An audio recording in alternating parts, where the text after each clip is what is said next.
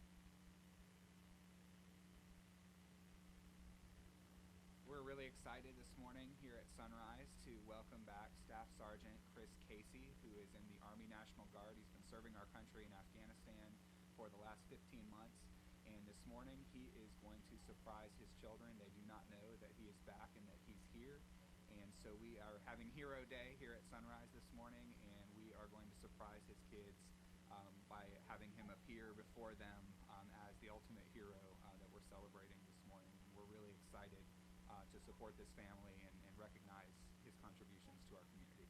So we've got guests here from the Deltona Fire Department. They are definitely heroes. Can we give a cheer for the fire department? Hey, go ahead and come around, guys. Those two, a little bit of time. Couple volunteers. Oh, shit! I'm never gonna be allowed. We got one. We got two. Very loud. Come over there. I get me wet. We have a real hero.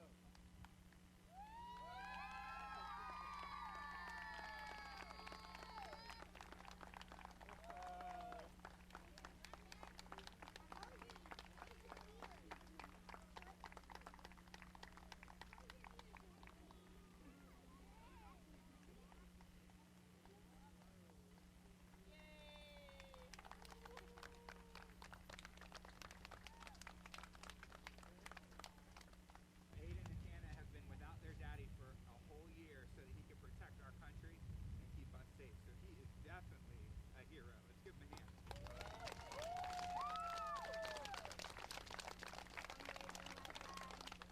What's the first thing you're going to do after school today?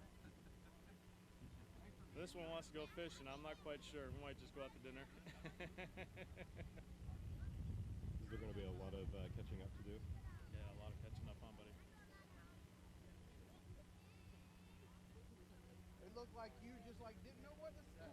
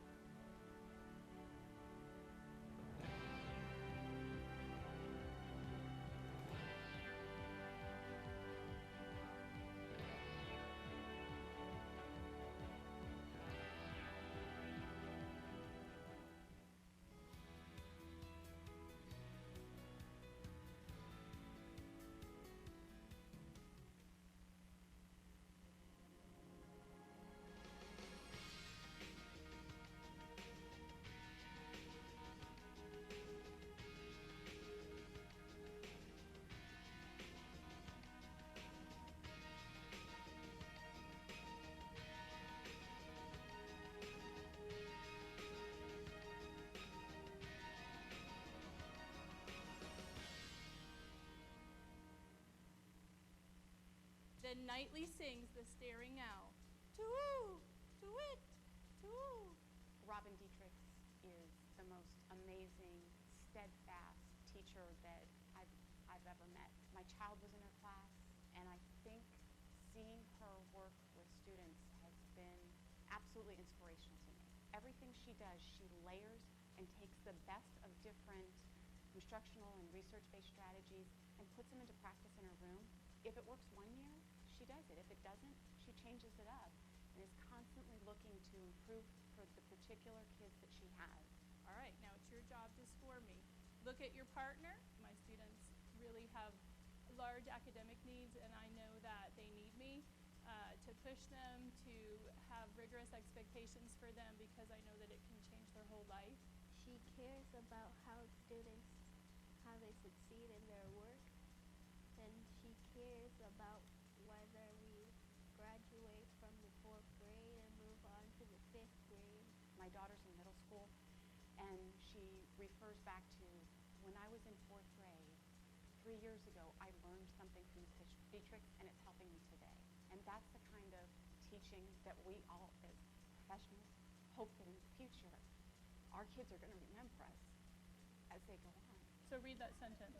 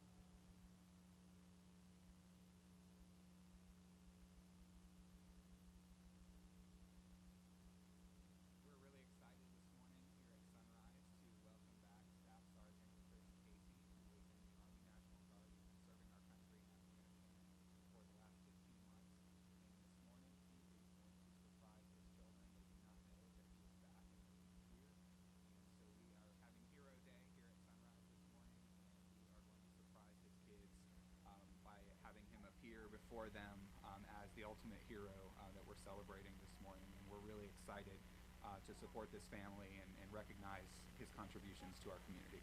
So we've got guests here from the Deltona Fire Department. They are definitely heroes. Can we give a cheer for the fire department? Hey, go ahead and come around, guys. Go to a little bit of side. Couple volunteers. We got one. We got two. Come over there. Hey, we have a real hero.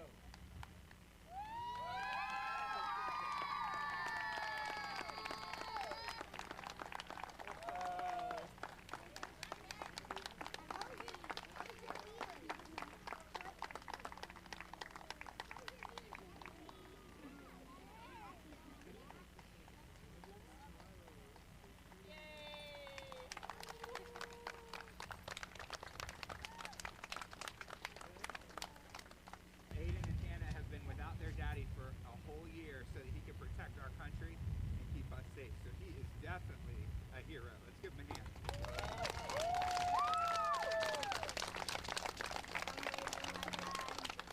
What's the first thing you're going to do after school today? This one wants to go fishing. I'm not quite sure. We might just go out to dinner. Is there going to be a lot of catching up to do? Yeah, a lot of catching up on, buddy. It looked like you just didn't know what to say.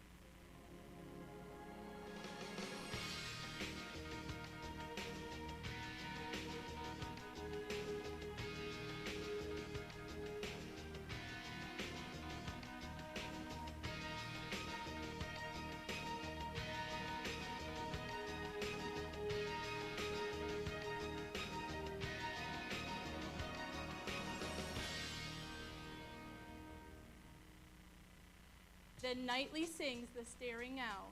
To-woo, to-wit, to-woo. Robin Dietrichs is the most amazing, steadfast teacher that I've ever met. My child was in her class, and I think seeing her work with students has been absolutely inspirational to me. Everything she does, she layers and takes the best of different instructional and research-based strategies and puts them into practice in her room. If it works one year, she does it. If it doesn't, she changes it up and is constantly looking to improve for the particular kids that she has. All right, now it's your job to score me. Look at your partner. My students really have large academic needs, and I know that they need me to push them, to have rigorous expectations for them, because I know that it can change their whole life. She cares about how students, how they succeed in their work, and she cares about whether we graduate from the 4th grade and move on to the 5th grade. My daughter's in middle school, and she refers back to when I was in 4th grade 3 years ago. I learned something from Miss Dietrich, and it's helping me today.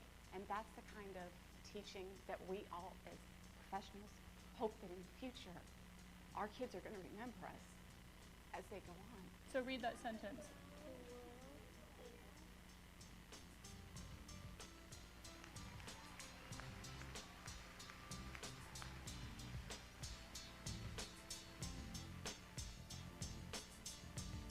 Please join me in congratulating Robin Dietrichs. Come on up, Robin!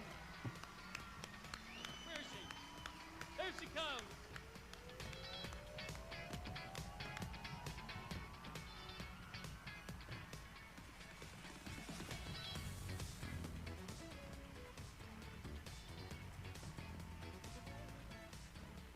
Wow, I did not expect for this to happen. I would like to thank you, Superintendent Russell, school board members, Nancy Waite, Cynthia Ramirez, and the Futures Foundation for this great honor. It is truly a humbling experience to be accepting this award.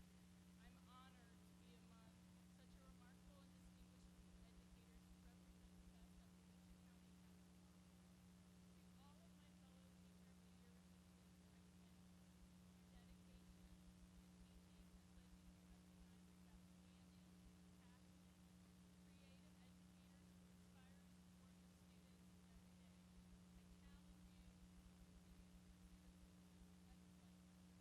last day of your career.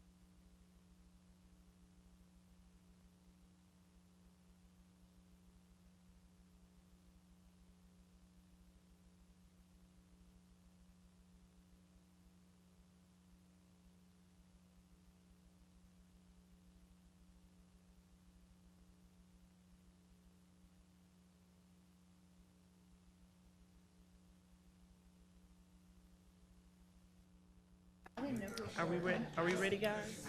We ready? Well, sure. I don't take credit for anything I do. That's what it is.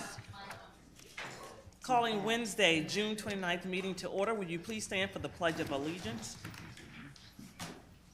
I pledge allegiance to the flag of the United States of America and to the republic for which it stands, one nation, under God, indivisible, with liberty and justice for all.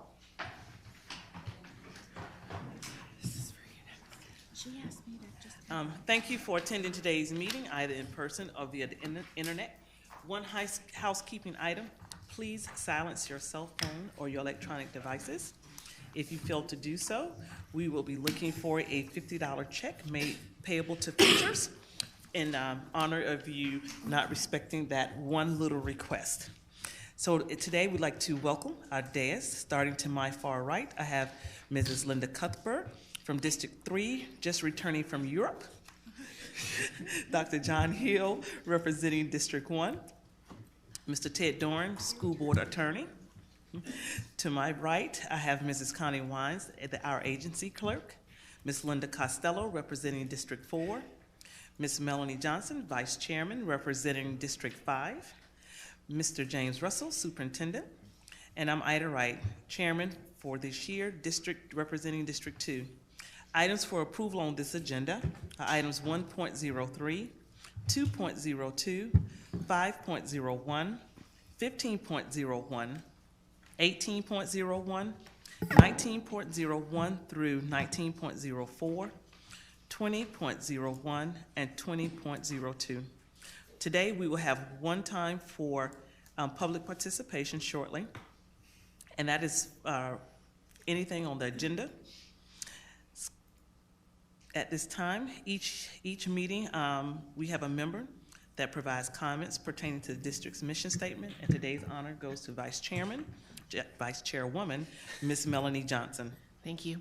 Our vision statement is ensuring all students receive a superior 21st century education.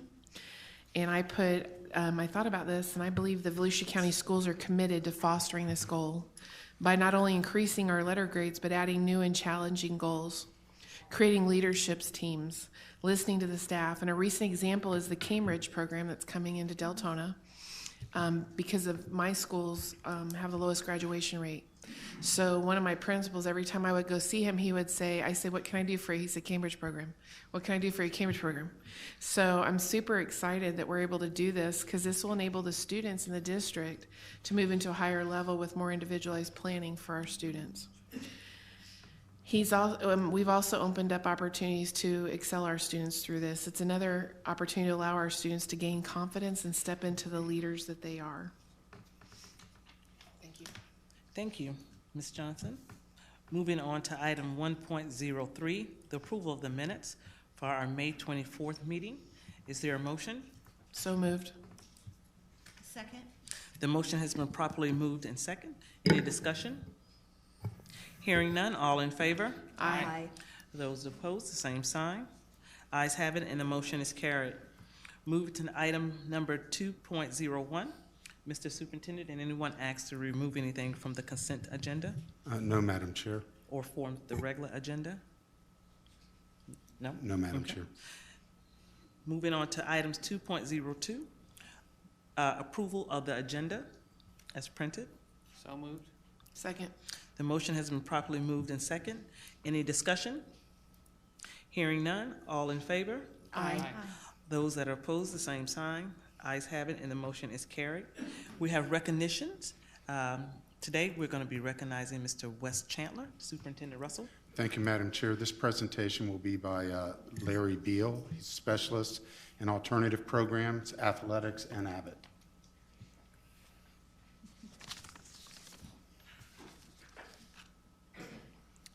Good afternoon, Chairman Wright, school board members, and Mr. Russell. We're here tonight to acknowledge as a school district of Volusia County a proclamation in recognition of Mr. Wes Chandler.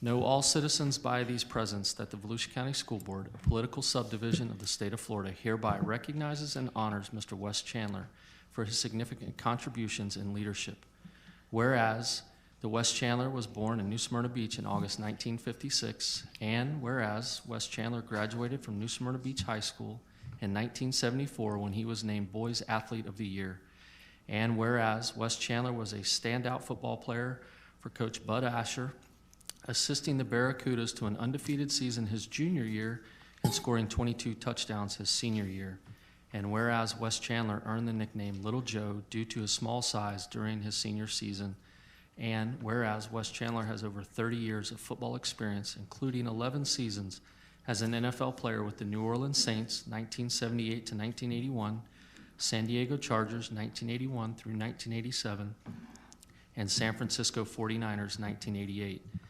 And whereas in 2007, 33 years after he graduated from high school, the Florida High School Athletic Association recognized West Chandler as one of the 100 greatest players of the first 100 years of Florida high school football.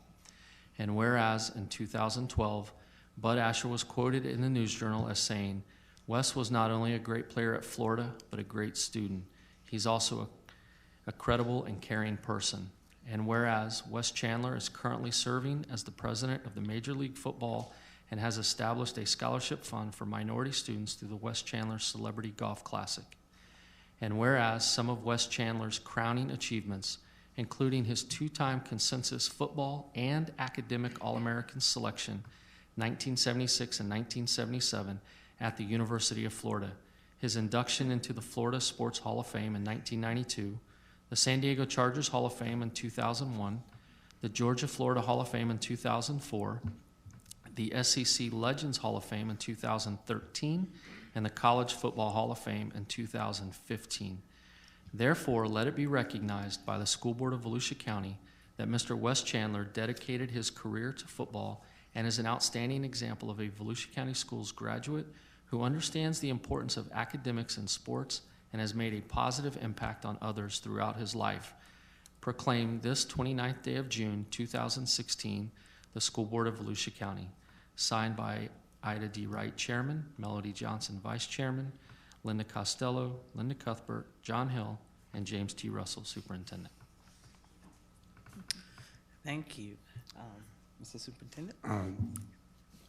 Thank you. This recognition will be made public at meeting next week. It'll be done at a West Side meeting. The West Side community of New Smyrna is honoring him in a couple of weeks for his contribution to Volusia County schools, and the athletic programs he's been belonging to for many, many years.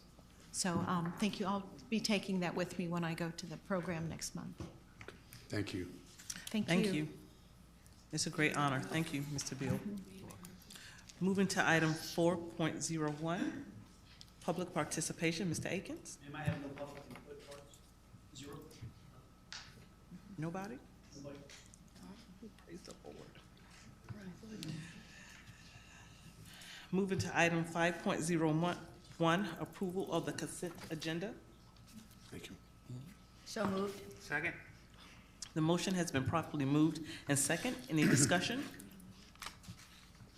Hearing none, all in favor? Aye. Aye. Those that are opposed, the same sign. Ayes have it, and the motion is carried. Moving to item 16.01, superintendent's announcements. Thank you, Madam Chair. Impasse resolution hearing with VESA will be held Thursday, June 30th, 2016, 9 a.m. in the auditorium at DeLand High School.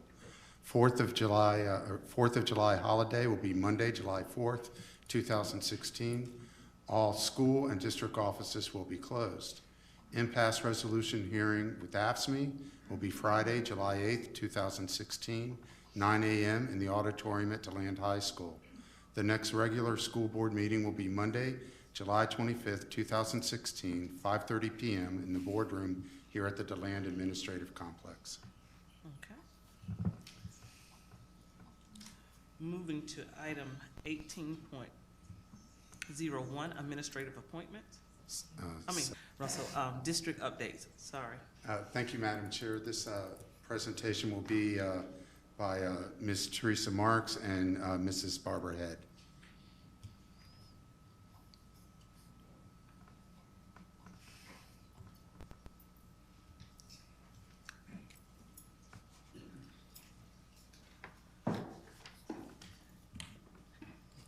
Good evening, good evening, good evening, Chairman Wright, Superintendent Russell, board members. I'm very, very excited to be here tonight in front of you to talk to you about Volusia County Schools summer programs.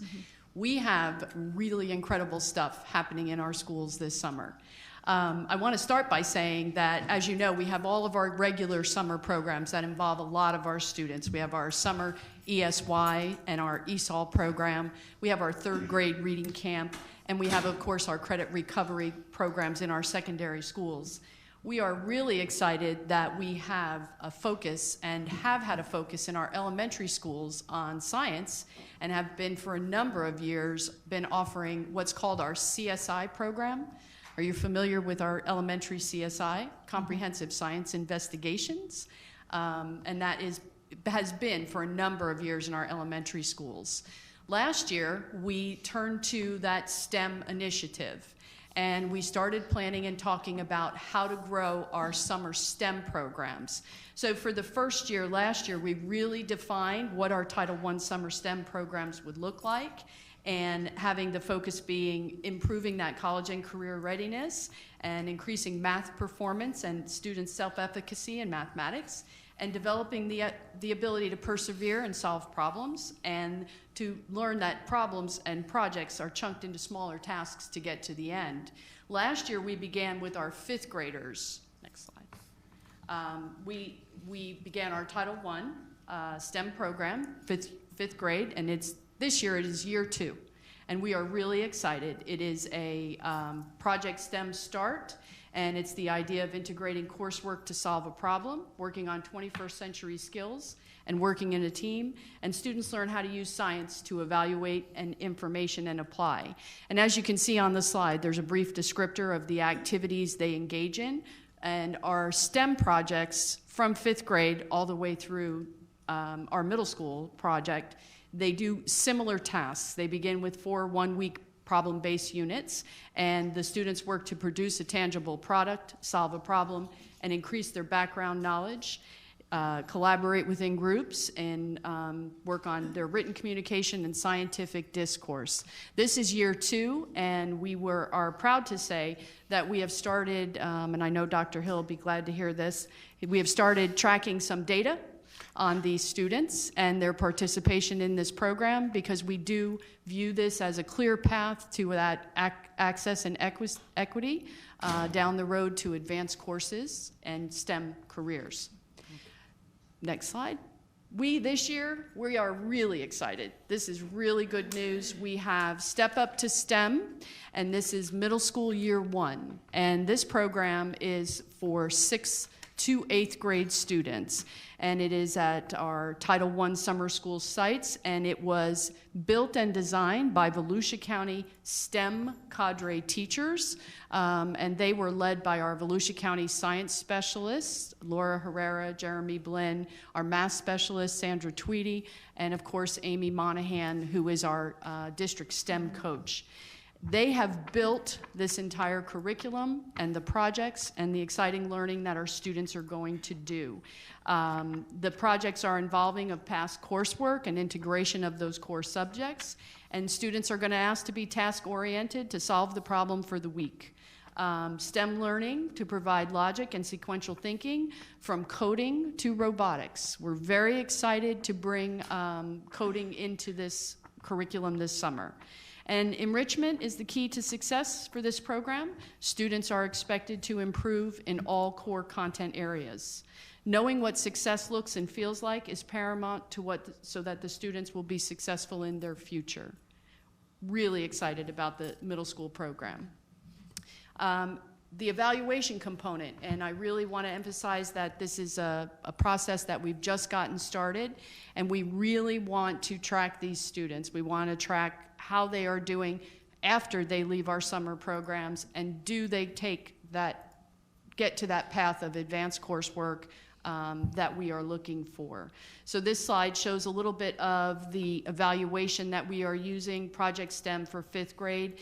There is a pre and post test that was developed by Pearson, and we will also use rubric scoring, and we will look for the success from the exposure to the coding skills and ALEX. time on these programs and what that success looks like. We will also ask our teachers to reflect on the instructional practices with STEM becoming crucial to STEM implementation throughout the school year in our science programs.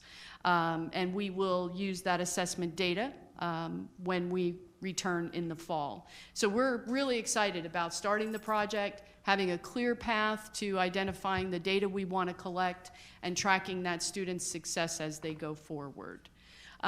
We also have a program that may be familiar to you because it is not new this year, but it also is one that tracks our students to those STEM-related careers, Biology Jumpstart. And I just wanted to include it in this presentation tonight. It is in its third year, and it's open to students entering biology, and it's 2 weeks of hands-on biology units to engage, advance, and facilitate student excellence in biology.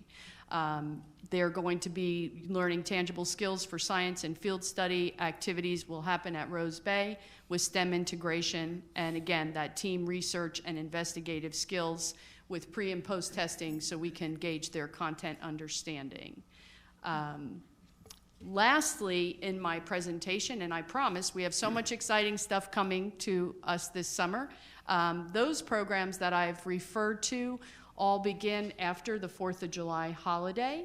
I don't want to neglect to mention we have one summer program that is our C-Lab program that occurs at Discovery and Ortona that's already finished.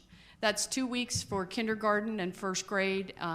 We had 68 students and 8 teachers participate in a C-Lab learning experience, again, with that focus on STEM, and that's a math and reading experience for our youngest students, hands-on. What I want to close with is the excitement of our district-wide initiatives for reading and math for summer. This year we kicked off with our Volusia theme, Volusia Summer Reads. And we are working in conjunction with the First Lady, Governor of the state of Florida. Each year has the state of Florida's Summer Literacy Adventure. And the purpose of the program is to promote summer reading and help combat summer literacy slide. Families were contacted through Blackboard Connect calls, flyers were sent home, and we advertised on our VCS district website. We asked our schools and our students to take the pledge to actually go online. The governor, the First Lady's program requires them to go online and register to participate in the summer reading adventure. And we are really hopeful that at the end of the summer, Volusia County Schools may be recognized as one of the counties who have the largest number of students enrolled in the program. And that would warrant us a visit from First Lady Ann Scott. So we won't know until the end of the summer. Our registered families, we had, and this is, I'm very excited because this was inaugural year of the project, 536 families registered to participate from 36 schools. So we're thrilled to have them, and we are in the process of reaching out to them right now to invite them to participate in 2 book chats, one that will take place on July 7th, and I believe the second one is scheduled for July 21st. And that will be a 24-hour open chat on an online site called Today's Meet. And we are communicating to them how to register for our closed site and participate in those chats. Students who fulfill the obligation to register, families who participate in the chat, they will be eligible to win a prize at the end of the summer.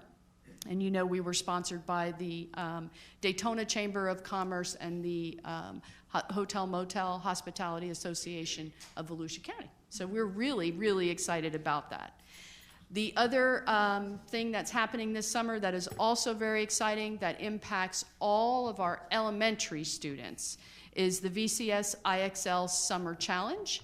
And that is open to all current 3rd, 4th, and 5th graders who have access to the IXL program throughout the summer to continue to learn new skills in mathematics. All current 3rd, 4th, and 5th graders are eligible to work on the program, and we are tracking and will award an iPad mini to the highest performers throughout the district in 3rd, 4th, and 5th grade. And just in case you're wondering, I'll close with a little bit of in schools with students on the leaderboard, just in case it affects your area. Area 1, schools with students on the leaderboard: Blue Lake, DeBerry, Freedom, George Marks, Pearson, Woodward, Reading Edge. So Area 1, Area 2, Horizon Elementary is on the leaderboard. Area 3, Indian River is on the leaderboard. Area 4, Holly Hill, Pathways, Pine Trail, and Tomoka. And Area 5, Discovery, Pride, and Spirit. We'll be pulling the honor rolls to determine which students have mastered the most skills, and we encourage you to encourage those schools and students in your school board area to get on the leaderboard. And we're very excited about what Volusia County Schools has to offer our students this summer. I like all your graphics. Took some time to do that. That's great. I have a couple questions on the coding. You mentioned you were excited for 6th to 8th grade. Are you not doing that at 5th grade levels? Truthfully, I don't think we've incorporated at the 5th grade. I'll verify that. Let me verify, because truthfully, Ms. Johnson, that deep specific, I'm not 100% positive, but I don't think so. We were specific to the coding for sure in the middle school, but I don't think so. But I'll verify. I heard it's a hot topic in the elementaries too, the 5th graders. Right. I will verify. How do the students get into the program of the Step Up for STEM or the STEM? School-based recommendation. School-based recommendation. The seats are, there's a limit. There's a limit. So they have to be recommended. And then which is every middle school doing the Step Up to STEM? The Title I middle schools. Okay. Title I middle schools. Okay. This is funded through Title I, so it's Title I middle schools. Okay. Thank you.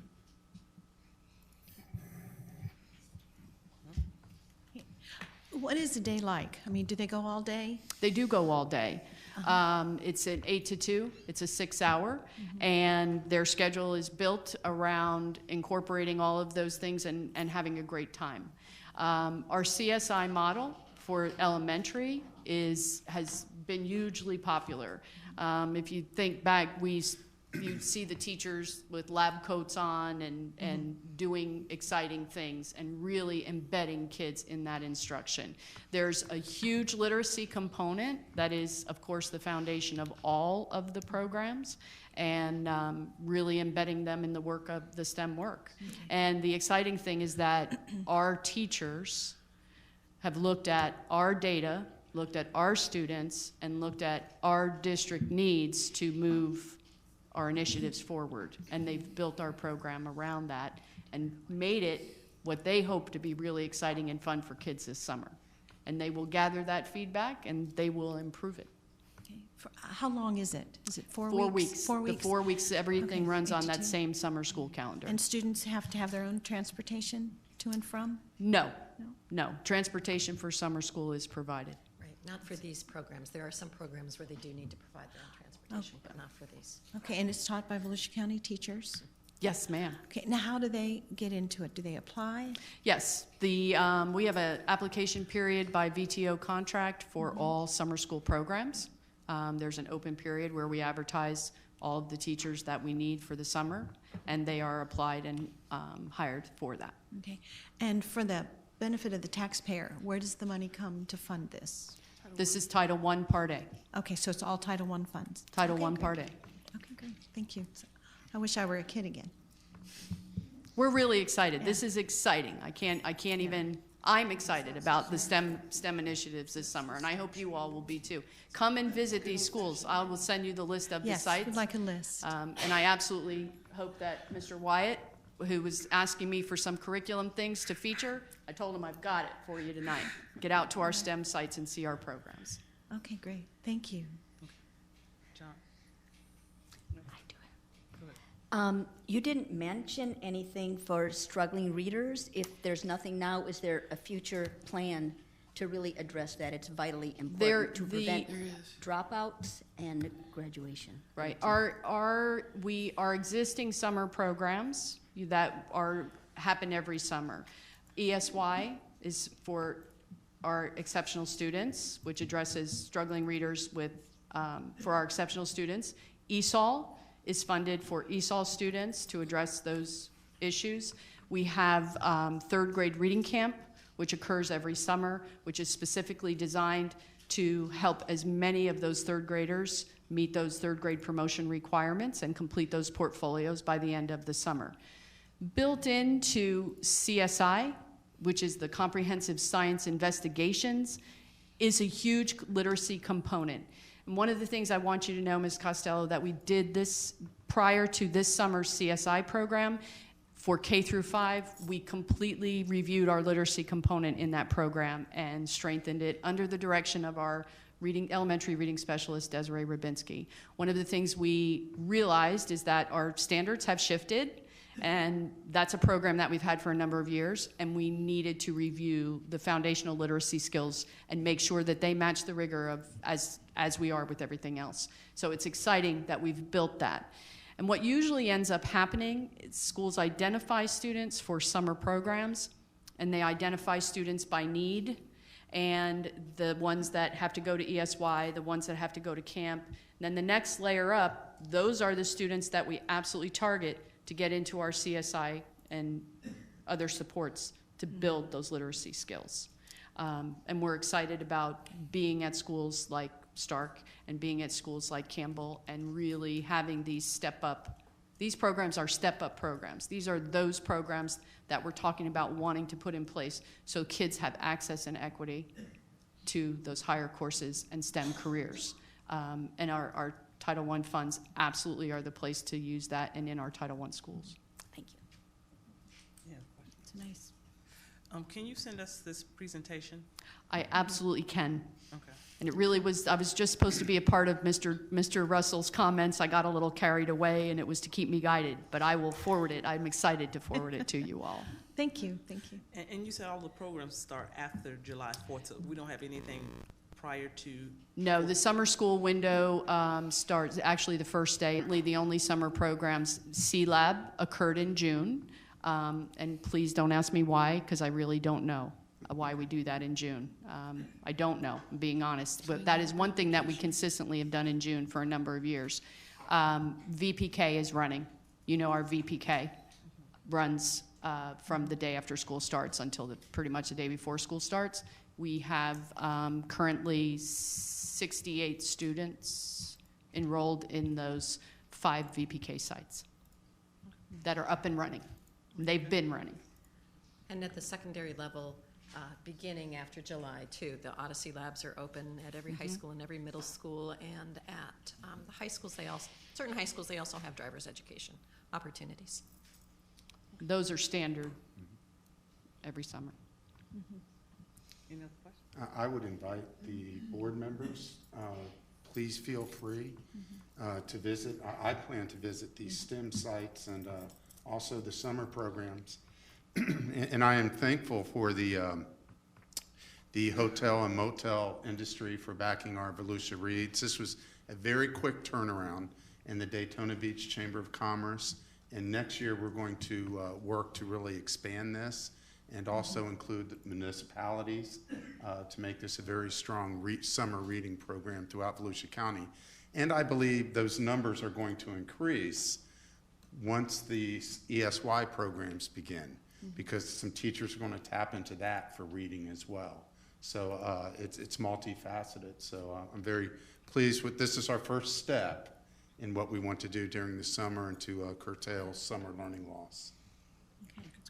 And a thank you to our sponsors, Bob Davis, who's I know president of the Hotel Motel Association, and to the Daytona Chamber. Absolutely. We thank them as well, and our students will be thrilled to be the winners of the incentives.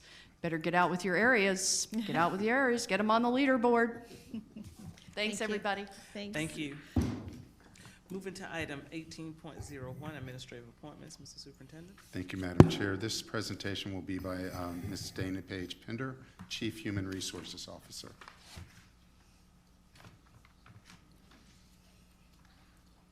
Good evening, Madam Chair, school board members, Superintendent Russell. It gives me great pleasure to present the superintendent's recommendation of Michelle Miles, a current resource teacher with instructional services, to the position of assistant principal at Spirit Elementary. Unfortunately, Ms. Miles was not able to join us this evening. Michelle Miles began her career with Volusia County Schools in 1999. She has served as an elementary teacher and a teacher on assignment. Her areas of certification are in educational leadership and elementary education. The superintendent recommends the approval of the administrative appointment. So moved. Second. Any discussion? Hearing none, all in favor? Aye. Aye. Those that are opposed, the same sign. Ayes have it, and the motion is carried. Thank you. Moving to item 19.01, Phase 1 plans for Pearson Elementary Replacement School. Thank you, Madam Chair. This presentation will be made by Ms. Sarah Lee Morrissey, Director of Planning, Jeffrey Phillips, Project Manager, VRPH Architects Engineers Incorporated. Good evening, Madam Chair, members of the board. I'd also like to do proper introductions for other members of our team, and of course I have with me on my right Ms. Kimberly Hutcherson, who is our principal at Pearson Elementary, and then to her right is Megan White, who is the project architect working with us from BRPH.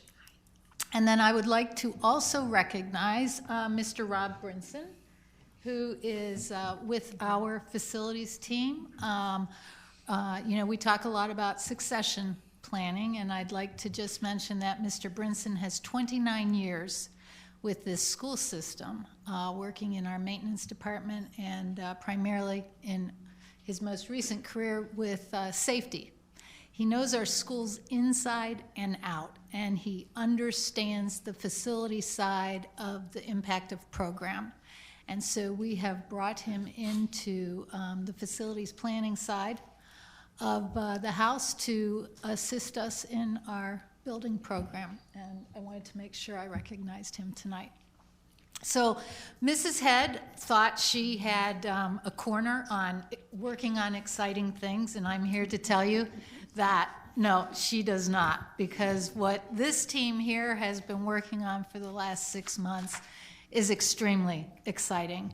And we're all thrilled to come here tonight to present our Phase 1 plans. So without further ado, I'd like to speak a little bit in detail about the Phase 1 plans. As time moves on, I'm not sure we'll always go into this level of detail unless the board would like that. But given that this is our first school that we are moving forward with in quite a significant period of time, and it is our first project with our new half-cent, I think it warrants some special time. And we're also, I listened to Mrs. Head talk about our summer programs and talk about how the programs are really focusing on 21st century learning strategies. And this school that we're going to start sharing with you tonight is really meeting the form follows function rule. That is one of my favorite quotes from Frank Lloyd Wright, where we are really changing things to reflect what we're doing now in the 21st century. So what are Phase 1 plans? Phase 1's plans are what we often refer to as schematic plans. They don't have a high level of detail associated with them, but what they are intended to do is ensure that the facility will meet the needs of the program. And I will say that we have spent extra time on programming. Our contract provided for that, and we thought it was important for several reasons. One, we haven't done a new school in Volusia County for quite a period of time. Secondly, we offer quite a few programs at Pearson that may not necessarily be indicative of what we do at all of our other schools, so it was very important that we made sure we were going to accommodate what we actually do at Pearson. And then thirdly is to actually ensure that as we move forward with those other schools, we're recognizing how the learning and teaching are happening. So we did spend some extra time on programming. And then the other thing that we do a lot of during Phase 1 is identify the spatial relationships of our functions. So that is how we use our spaces and how those uses relate to each other. And so we will spend some time with you tonight going through our floor plan, going through our site plan, And really, the focus has been primarily on programming and spatial relationships.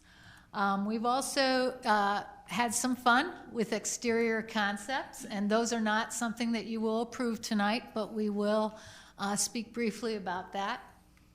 And then lastly, we look at cost throughout the process, but square footage is something that we start to really try to get a good handle on during the phase 1 process. And obviously, square footage drives cost. So we focus, or we at least come up with the close number on square footage, which helps to start driving our number estimates. So let me talk to you a little bit about our site plan. So the site plan, this is at the northern town limits on the east side of State Road 17. We bought this property back in, I believe it was 05-06. It's 24 acres. And what you have in front of you pretty much highlights where the building is going to be, how we are envisioning our access. You see two dark green, let's see if I do this here, will you see it? Yeah. Okay, so these dark green areas, and there's one small one here, those are wetlands. And we have already delineated the wetlands and have, we actually received approval of those back when we were first working on Pearson a number of years ago. We've had to go back out and resurvey those because, yes, they have changed. And in fact, the wetland over here has grown in its size. Always our first approach is to stay away from wetlands to the extent we can. Why? Costs money to impact them. And you can see down here, there's a very, very small wetland here, and you can see that we will be impacting it. Whether or not we're required to mitigate for that, we don't know the answer to that yet. We haven't started permitting, but it is a small wetland, and absent that, we think we're doing a pretty good job of staying away from our wetlands.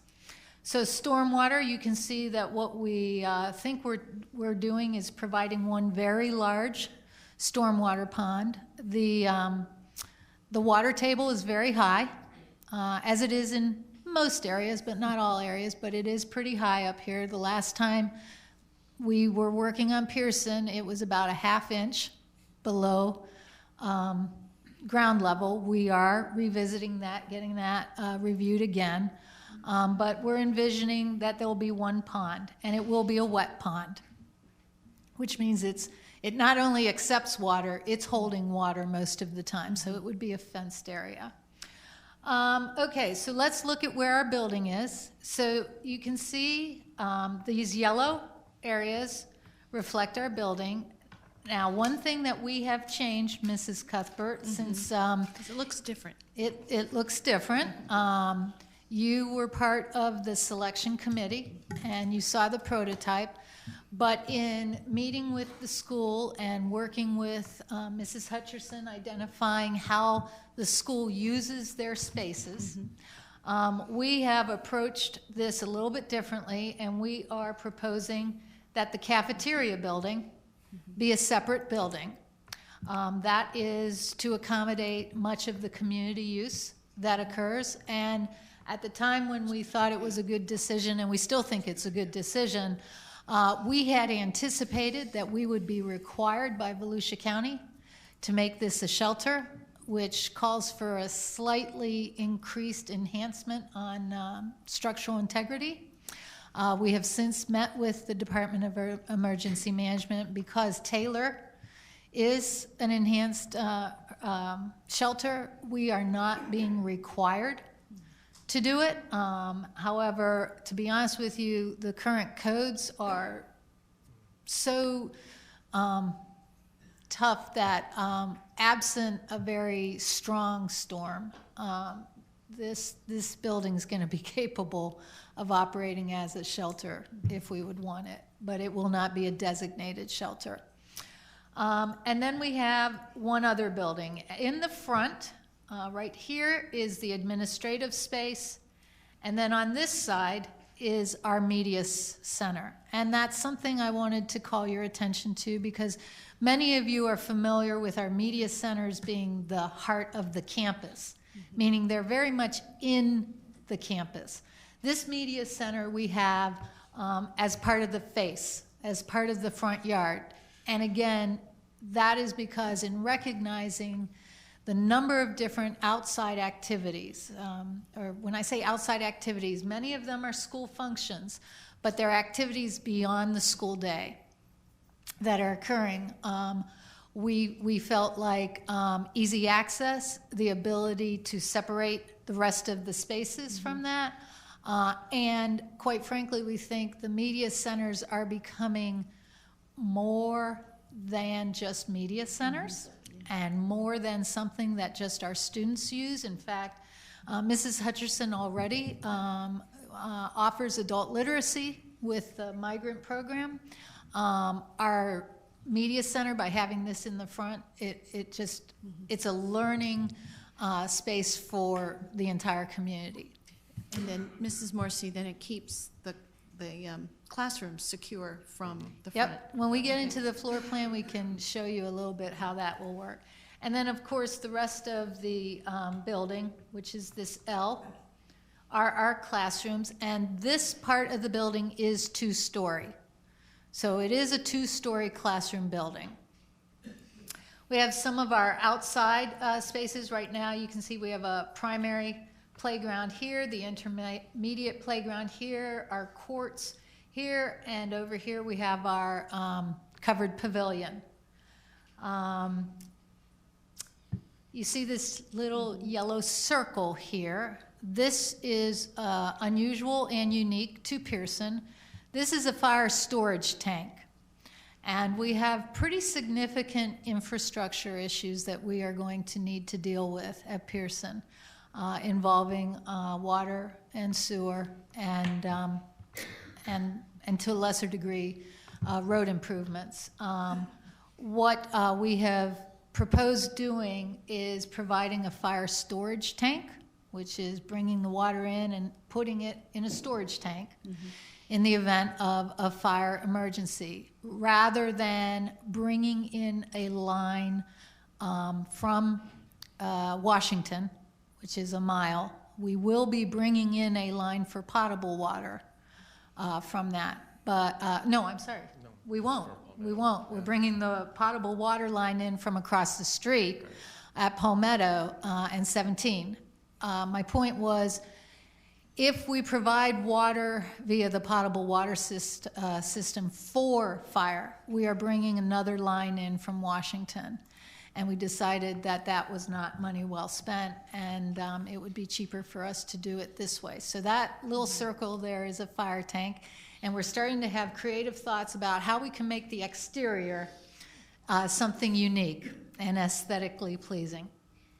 And then lastly, let me just focus a little bit on access.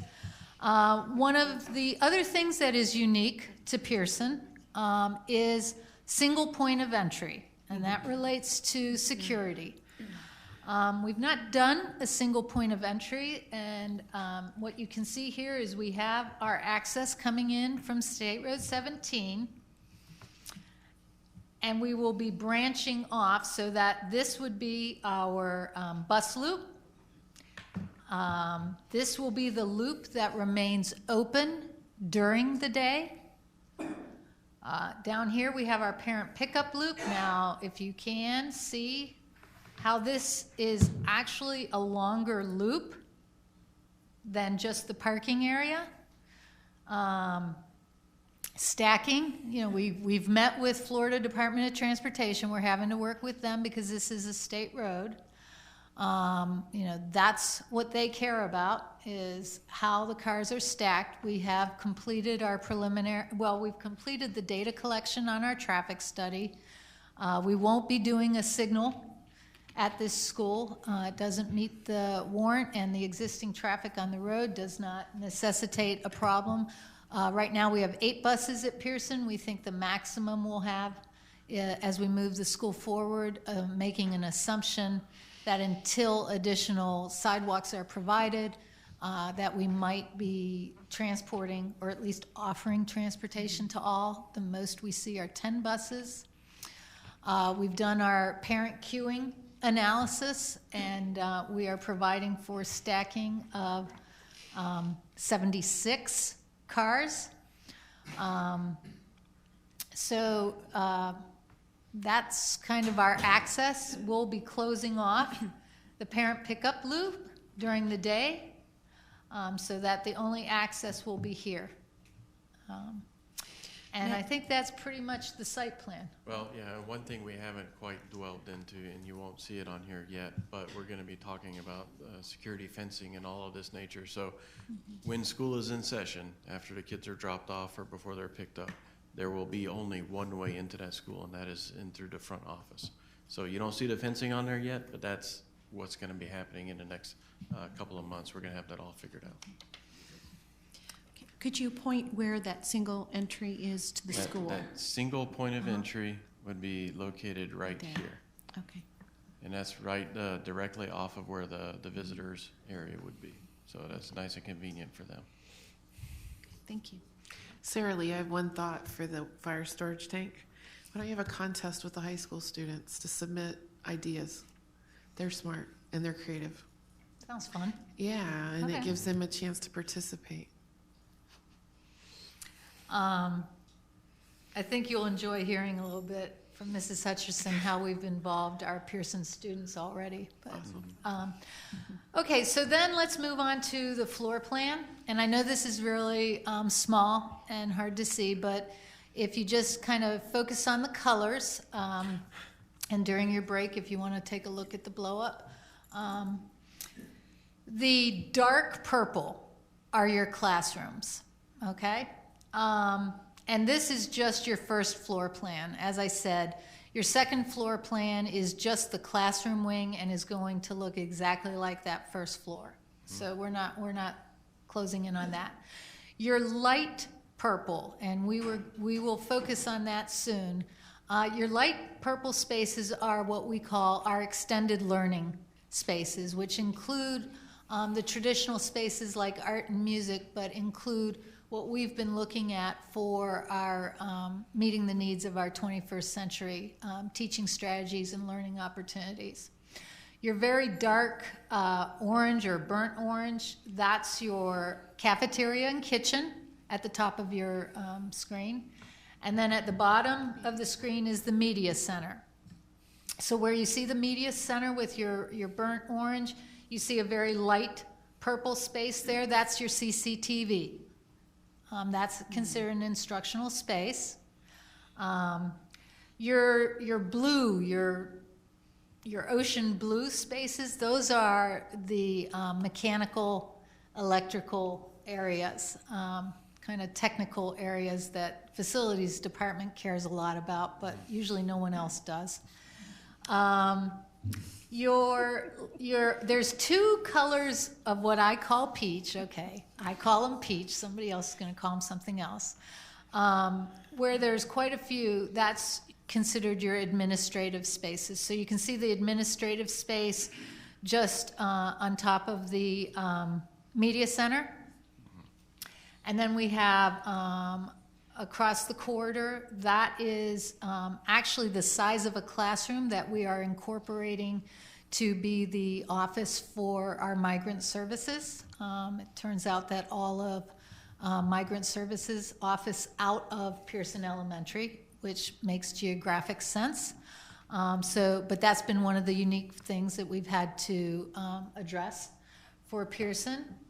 Then you see some additional, an even lighter color of peach that is restroom space, teacher, we're calling it teacher collaboration space because it's more than a lounge and it's more than teacher planning, but and we will talk about that in more detail in just a second, but those have I hit everything or did I not? I didn't hit the, no I did. Restrooms are kind of that gold. Yeah, the goldish colors of the restrooms. And honestly, I really think that just providing the restrooms for each classroom, we could walk away and we would have made every teacher happy up at Pearson. But we're doing way more than that. But yes, there are restrooms in every classroom.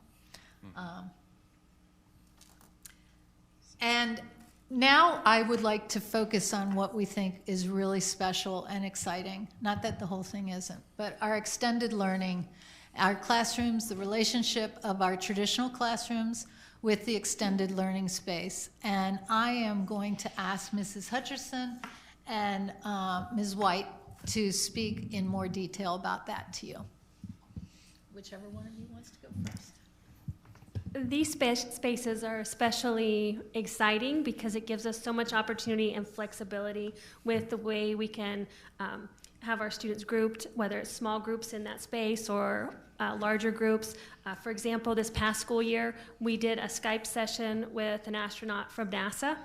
And so all our 5th graders, and I think our 4th graders also on a separate day, did that session. And so having a space like this to do those kinds of activities is just a huge opportunity. And so we're really looking forward to having those opportunities to go in there and just maximize that space so much.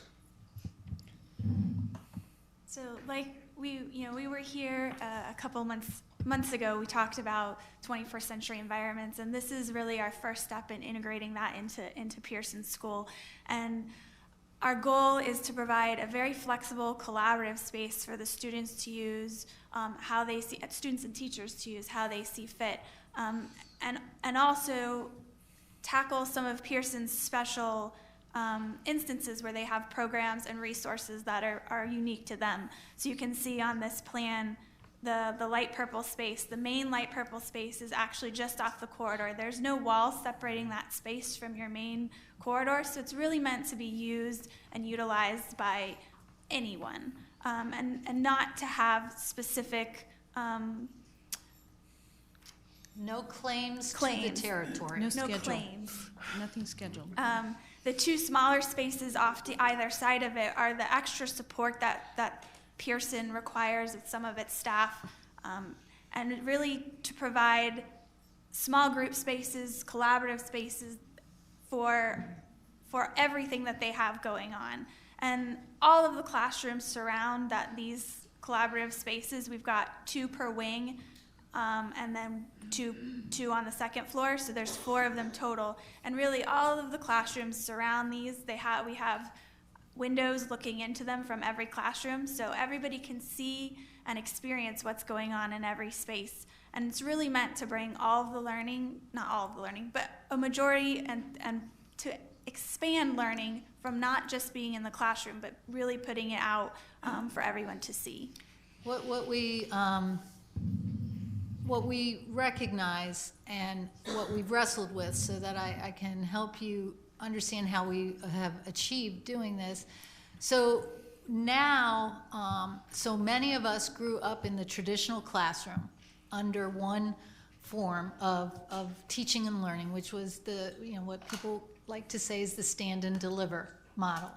And what we do now is recognize the individualization of all of our children and that their needs may be different. So the personalized learning that goes on, whether it's that student who needs some extra support through coaching, through an intervention strategy, whether it's small group study and project-based learning, whether it's someone taking an online class just because perhaps they are remediating and or more advanced.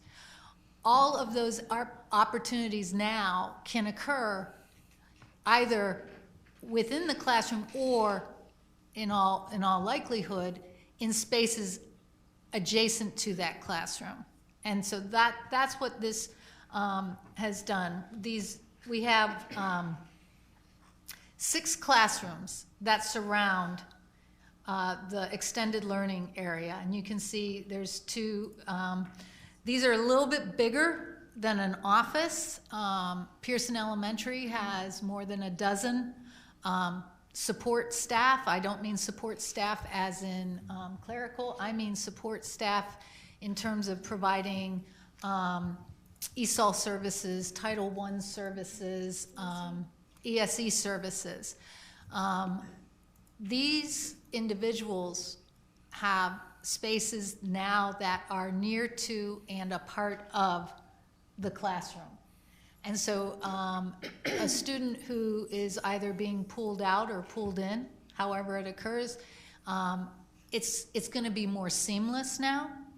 We talked a little bit about what we're calling passive visibility, passive supervision. You know, the concern that, you know, an individual teacher says, well, how can I allow someone out there? Well, first of all, remember, we're designing it so that all of the support is in close proximity. You know, people aren't going necessarily into their closed-in spaces where no one else sees. And secondly, the glass as opposed to the wall. We did go on a field trip to a school in St. Johns County where a similar approach was taken. And what the principal who toured us talked to us about is, you know, because immediately some of the comments are, well, distraction. It's a distraction to have that. Not if the learning and the teaching is meaningful and the students are engaged. And secondly, they get used to it because we were all there.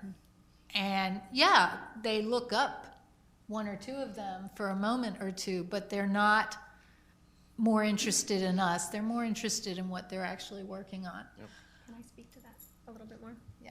As Sarah Lee said, just a bathroom for every classroom is a major upgrade for us.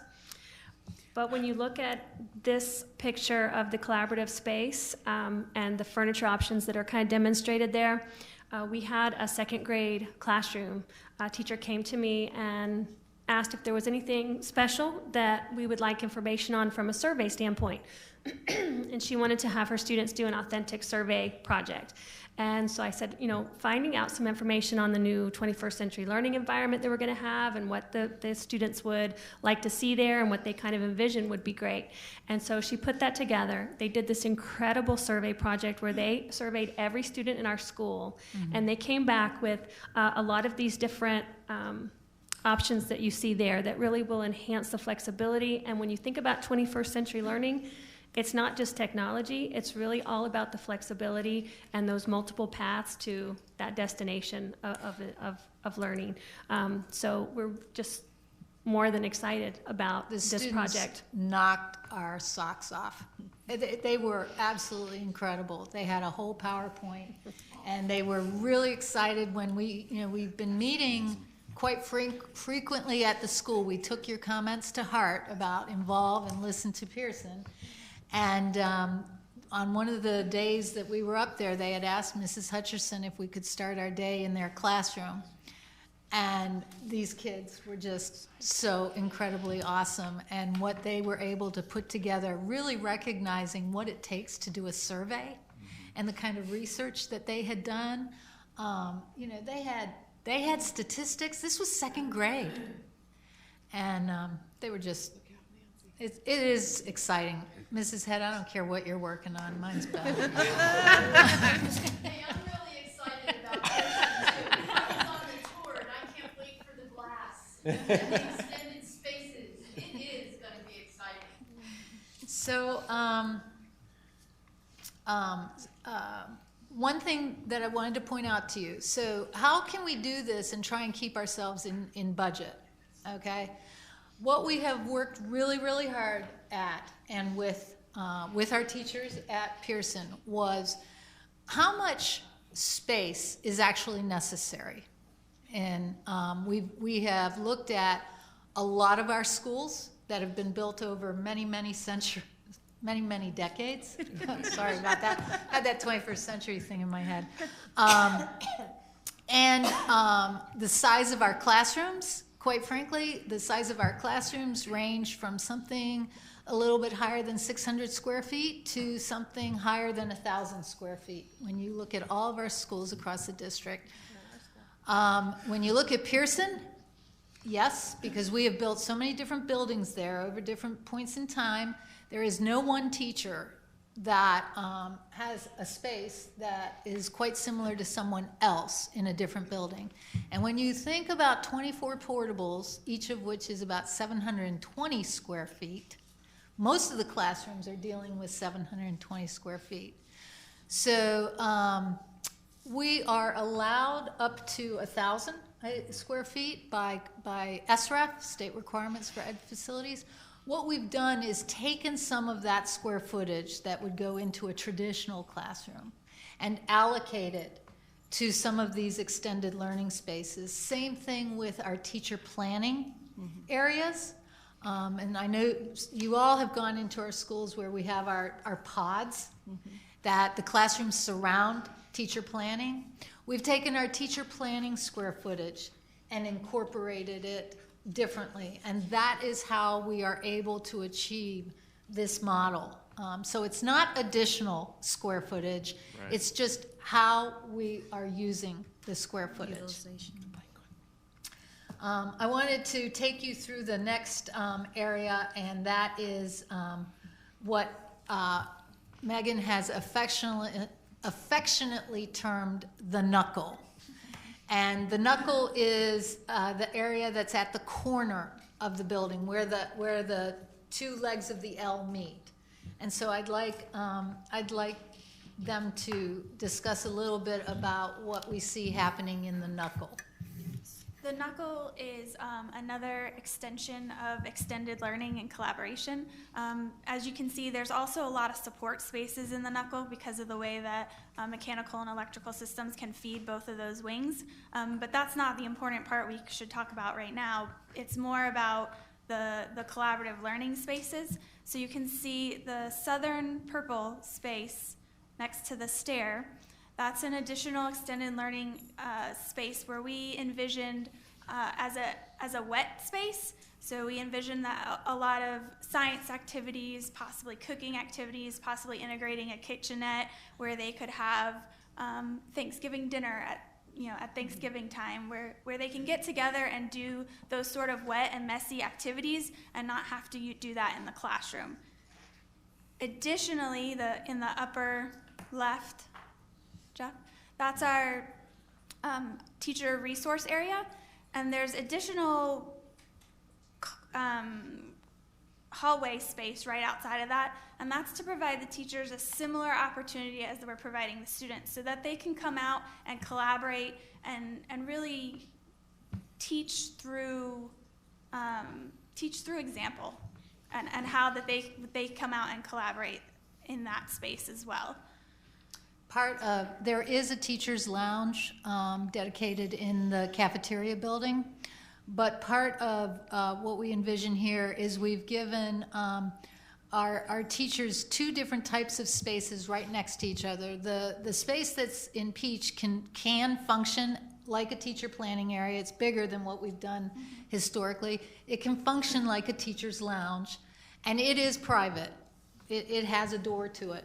But it is immediately adjacent to an area that is open, that works like that extended learning concept, would be outfitted with tables so that meetings can occur out there as well.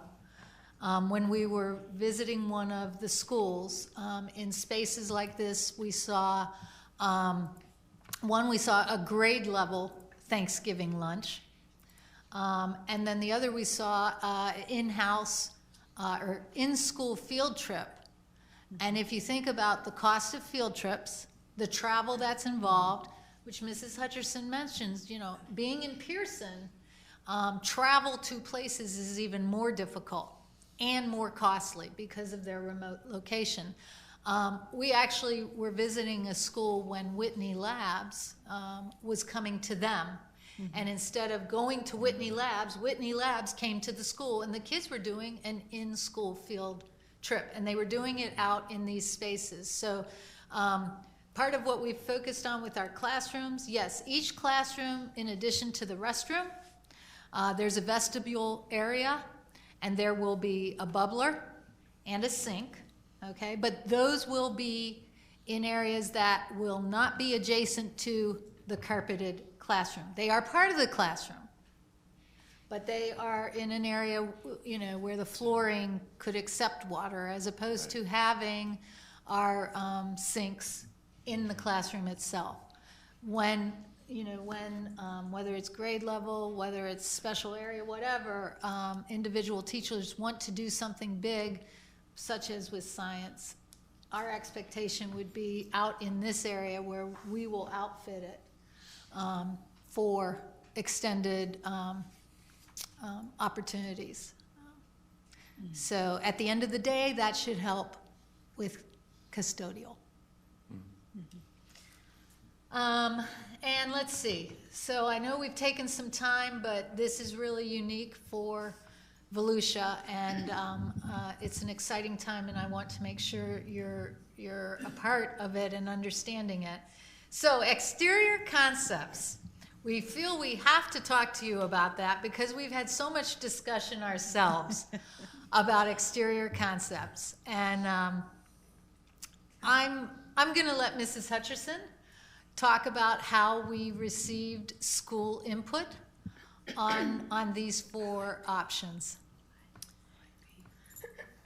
The project board that came to the school, excuse me, actually came at the perfect time. We were just starting our end-of-year awards assemblies, and so we were able to invite every parent and family member that came in the door to cast a vote. So we had a lot of participation from our families through the course of those assemblies. And it was just a really interesting time to do that. We had our staff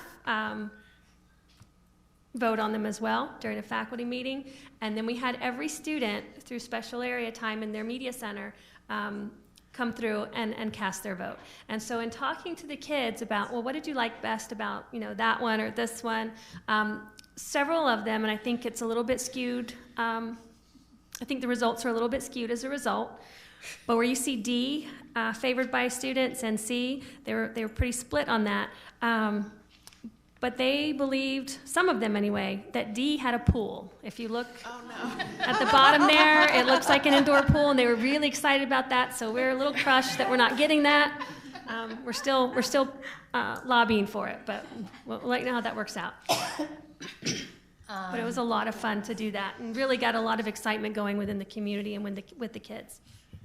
So is it split? It says 33, 33, 33. Now, Mrs. Johnson, you know that you can tell whatever story you want with numbers, right? That's right. And if you aggregate all the numbers, Mrs. Hutcherson mentioned faculty, parents, students, every group is important. Sure. So depending on how you look at the group, you could say one plan vote was preferred over another. If you aggregate all those numbers, it's a third, a third, a third. Okay? A's out though. All right? Yes. A was actually taken out. Yeah, that was surprising. Rejected. Yes. There was a member of the team that felt slighted that A didn't receive votes. But so what we did try to do for you is indicate where students definitely favored more C and D. And we have talked a lot about this because certainly the adults seem to be favoring B. We did a written report to the town council at one of their town council meetings, and we shared this board with them. And they wanted to let us know where they were on exterior concepts. I threw it out there recently on Twitter and just said, let me know what you think. And I only got 25 votes. Mrs. Hutcherson wants to know, well, how many votes did you really get? Which is nowhere near the number of votes we got from the school community. And I'm not even going to share how the facilities staff voted because it doesn't matter. But so what we're doing now, and this is not part of your phase 1 approval, is recognizing how our students are looking at our exterior and recognizing how the community and the adults, we're taking a close look at B and C. And we're looking for another concept. And at this point, it's back in BRPH's hands, and we'll obviously bring something forward when we're ready. I do want to point out to you that all of these concepts use tilt wall. okay? And we have not created a concept that relies solely on block or brick, which is a distinct difference from past Volusia County schools. The reason we are doing that, and I want to make sure you're aware of it in the event you don't want us to move in that direction, we do believe it helps with cost. It saves time. And when we look at our schedule, if you go to the next slide for me, when we look at our schedule, this is the schedule that is pretty much identified in our contract with BRPH, and I'm happy to say we're doing what we're supposed to be doing. We may pick up a little bit of time because we have chosen a construction manager, and the construction manager will start getting involved with us during design development. And that may help us pick up a little time as it gets close to bidding and guaranteed maximum price. And then by using Tilt, in addition to there being some cost savings, it saves on time. And so we have allowed for a full year's construction, may not take a full year, may save a little time by going with Tilt. Mm-hmm. So regardless though, a school opening, 2018, don't see that happening before that. And then last, wanted to just speak with you about where we think we might be on cost at this point. As I said, Wellbro, the construction manager that we have hired, has not spent significant time with us on these plans. As we move forward into design development, this is the phase where the construction manager will get involved with us, where we will start focusing on many issues that will ultimately result in cost. Just like we spent time on square footage. How can we provide these spaces without increasing square footage? Looking at systems. It was mentioned security earlier.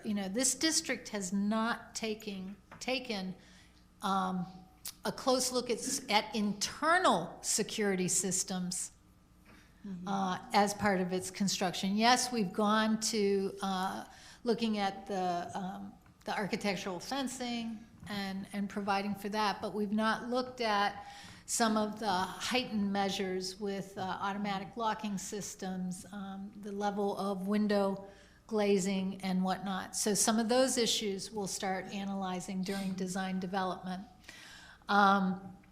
We have the school at approximately 89,000 square feet right now. I will tell you that that's about 8,000 square feet less than Citrus Grove, which was our last elementary school. It is considerably less than the schools that we were doing before class size. I think when we were looking at Freedom Elementary, Freedom was over 100,000 square feet. So we're at 89,000 square feet. Where we're not quite sure where we're going to end up is that cost per square foot. Right now, the last time I spoke with Stuart Henry, he was part of your construction materials workshop, and he is the vice president for Wellbro. He said that he was estimating between $185 and $191 a square foot. I will tell you that in May, St. Johns County bid 3 schools. On one of the schools, they received 1 bid. And that bid came in at $185 a square foot, which was considerably more than they were anticipating. They are revisiting what they're going to do and may even postpone the school by a year. So happens that Wellbro, Stuart Henry, has a project in St. Johns County right now. I sent him the information about that bid to see what his thought was. They are working on a hotel up in St. Johns County, and he indicated to me that they had allowed 5 weeks for permitting and that it had taken 5 months because the agencies that they were working with were not staffed. So I'm not sure what to expect here. I will say that Mr. Henry felt, I was concerned about our remote location. Combined with what we see happening in East Volusia, with all of the activity. Mr. Henry had a different look on that. He felt like the location of Pearson might actually benefit us because we can pull in subs from other counties that don't have that kind of activity going on, such as Marion County, Putnam County, even portions of Lake County. So he wasn't ready to panic, which I'm always one of the first ones to do that. But anyway, we're still looking at somewhere between 15 and that 16,900,000 reflects that $190 a square foot with the 89,000. I will also tell you that the off-site infrastructure, we're showing that, if you recall from your budget workshop, as a separate line item in the budget. Off-site infrastructure is not part of that 16 million. That is separate. And even when the state looks at cost per student station, they do not include off-site infrastructure in that cost per student station. I know we've taken some time, but I hope that you feel it was time well spent. And we're here for any additional questions. Any questions?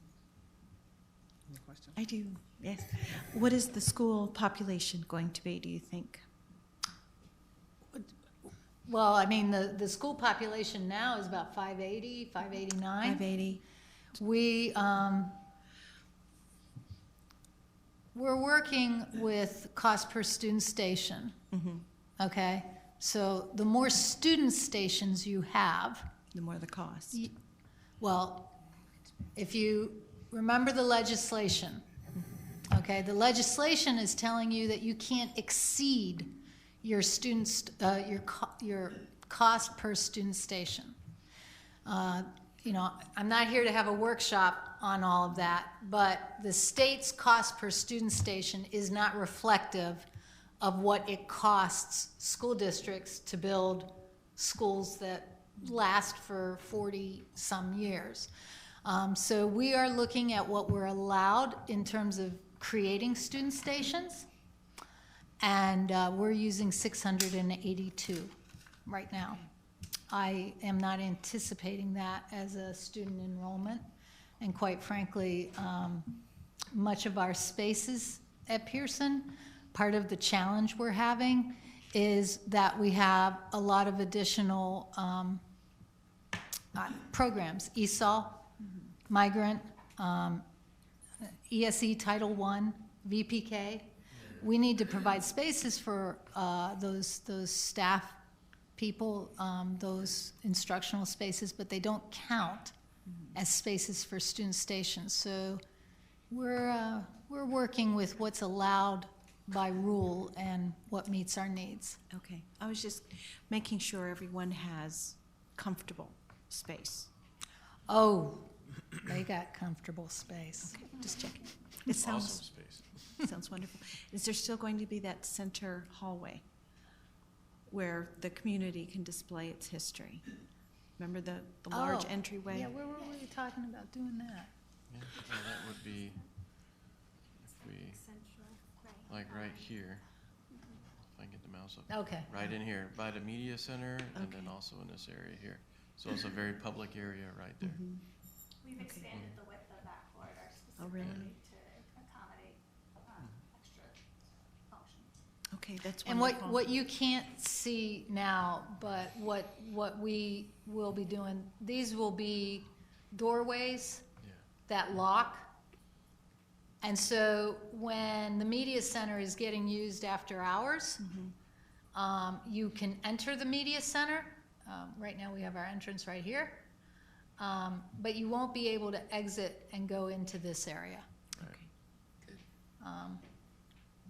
So they'll anyway. Okay. And how many HVAC units will there be? We're not at that level 2, yet, 3? are we? Well, I was looking at the sea blue.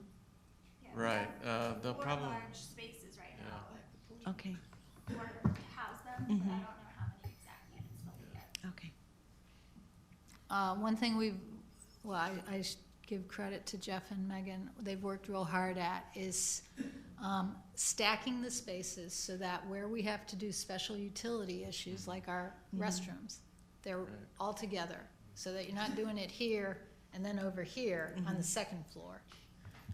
Yes, to make sure the flow is. Well, that is absolutely being cost effective. And another point too, how we brought the sink out of the classroom instead of each classroom having a sink, and we put it in the vestibule. That cuts down your sinks by half. Plus, the sink is closer to the actual restrooms, so that all that plumbing is a lot more consolidated, and it'll be a lot more affordable that way. That's good. Thank you.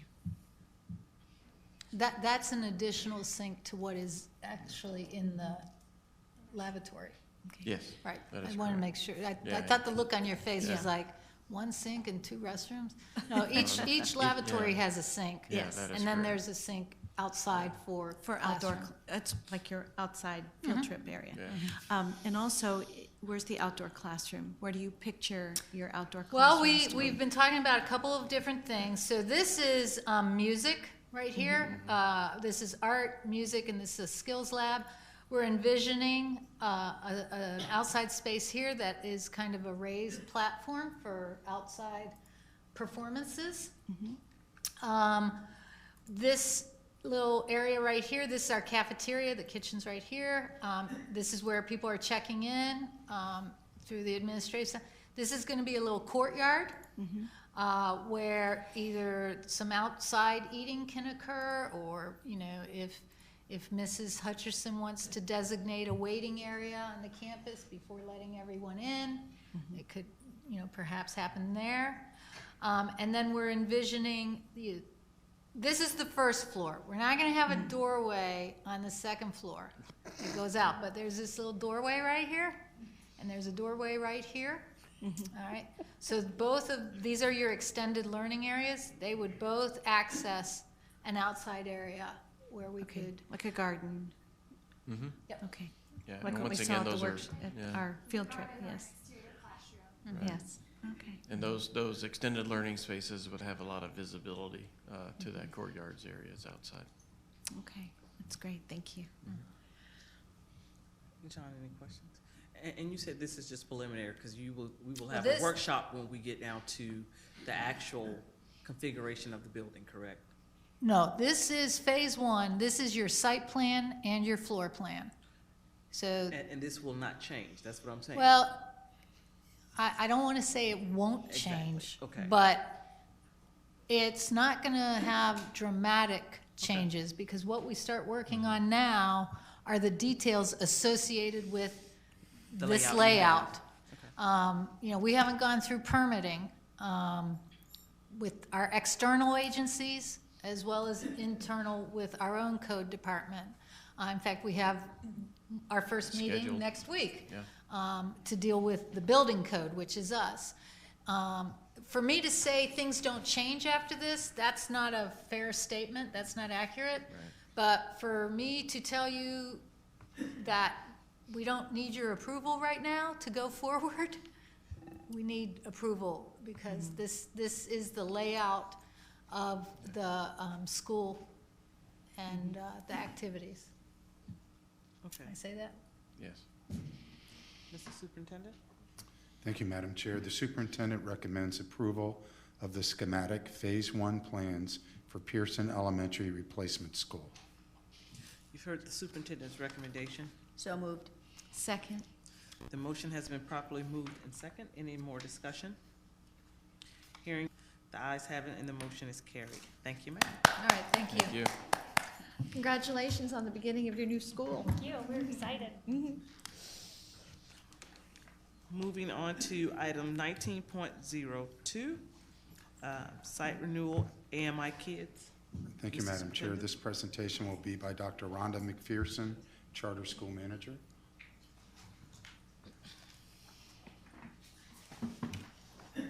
Thank you, Superintendent Russell, Madam Chair, members of the board. This is going to be another exciting presentation. It must be an exciting night. This evening we present to you a contract to continue our partnership with AMI Kids, which is an alternative education Department of Juvenile Justice site. AMI Kids has successfully completed a thorough on-site review from district personnel for the 15-16 school year. And the motto of AMI Kids is to separate a troubled past from a bright future. And it's with this goal and a positive supporting learning environment that the students of AMI Kids at Volusia have served over 70 students this year, 20 of which have graduated and 20 of which have successfully transitioned out of the program. At this time, I've asked a few of the school's leaders to share some of the great things happening at the school this year. First is Nicole Barnes. Yes, gosh. Nicole Barnes, she's the executive director of AMI Kids, and she's quite a joy to work with. She always has a smile on her face and a kid in her heart, so she's very fun to work with. And Debbie Lyons, who has started this year with Volusia, but she's been with AMI Kids for 4 years. And Nicole has been with AMI Kids for 8. Nicole. Good evening, Superintendent Russell, Madam Chair, and ladies and gentlemen of the board. AMI Kids Volusia has had a significant year. We're fully staffed and our teachers are working on becoming highly qualified in their subject areas. We are excited to have Miss Debbie Lyons here as our new Director of Education and leading our education team. Over the past year, we've been successful in increasing our utilization to 90%, and we currently have an 82% attendance rate. We recently took students to participate in the floating classroom aboard the AMI Kids Orlando's Rose. It's our boat that we have at our boatyard in Tampa. We worked with a marine biologist from Moat Marine, and our students learned about estuaries, the ocean. They collected their own samples, and they were able to take a look at those on the boat. We're ecstatic about our work with Daytona State College. We are now able to obtain GED waivers for our students that are able to pass the GED Ready exam. That's something we haven't been able to do in the past. And we just administered our first practice exams this week. Our STAR math and reading scores show gains in both areas for this year. And we received all satisfactory ratings on our 2016 DJJ Quality Improvement Audit. Embry-Riddle students have been on campus throughout the year, working with our students on several projects, including programming and doing some basic goal setting and mentoring with our students. In an attempt to win 10 new computers for from our corporate office, we decided to hold our first annual superhero tour and fundraiser. We had over 125 community members and partners visit our site to learn about our program and meet our kids. Our students each created their own comic books that were judged by our guests, and our entire team dressed as superheroes to greet our guests. Of course, we did win those computers. Miss Rhonda was there, the Hulk, Superwoman, everybody was in attendance. Also this year we had an opportunity to attend the AMI Kids Summer Challenge at South Carolina State University. We were able to take 8 students to participate in a week-long event that includes academics and athletics.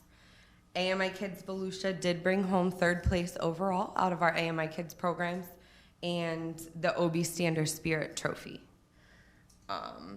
We will also be departing for the presidential dive trip July 14th, where some of our students are going to have the opportunity to dive all week in the Keys and become scuba certified.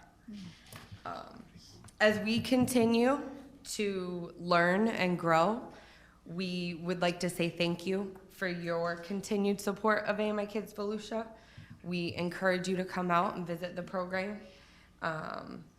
And we just appreciate your willingness to work with us and continue supporting our mission and what we're doing for our kids. Do you guys have any questions for us? Thank you. Well, I'm new, and I might be just 4 months with AMI, but I was born and raised in New Smyrna Beach. I am a product of New Smyrna Beach High School, and I actually went to school with Wes Chandler at University of Florida, so I was glad to see that recognition. Also, that I started my career here. I started at Enterprise Elementary and went on to Deltona Lakes Elementary and then Faulkner Street Elementary. I come with lots of experience. I'm a former principal from Brevard County. And looking forward to really just working with the students that we all serve. Even though they are at our DJJ site, they belong to all of us. And one of the things that I've been able to do is just really look at the data as far as what happens to them and what grade level do we see them start where that impact or that desire to not achieve happen. So in my 4 months, I meet with them when they come in on intake, and I've been actually able to look at their transcripts and see what happens at what grade level and what happened to them that made them make decisions that lead them to us. My goal is for them to work us out of a job, is to transition back to the school system with their credits that they need, the desire to learn, and if not, to actually participate and help them earn their GED so that they continue their education. So I do I'm a product of Volusia County Schools, so I'm glad to be back home. But I do encourage you all to please stop by and see our program and visit with us and actually see the students that we all serve together. So thank you. Do you have any questions? Any questions? No, it's a wonderful program. Are you still located on Mason and 14? Yes, 1420 Mason, right beside 7-Eleven. Mr. Superintendent? Thank you, Madam Chair. The superintendent recommends a renewal of the contract between AMI Kids and Volusia County Schools. So moved. Second. The motion has been properly moved and second. Any more discussion? I just want to say thank you for addressing the needs of those students. It's quite remarkable what you do. Thank you. Absolutely. Thank you. Hearing none, all in favor? Aye. For those that are opposed, the same sign. The ayes have it, and the motion is carried. Now you can leave. But congratulations, ladies. Thank you. Thank you, guys. Moving on to 19.03, the Academy of Construction Technology Program. Thank you, Madam Chair. This presentation will be by Ms. Kelly Amy, Coordinator of Career Tech Education, and Mr. Russ Tysinger, Director for Maintenance and Operations.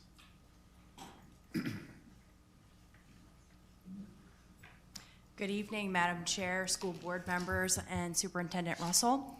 I feel like we just keep getting better and better as these presentations go.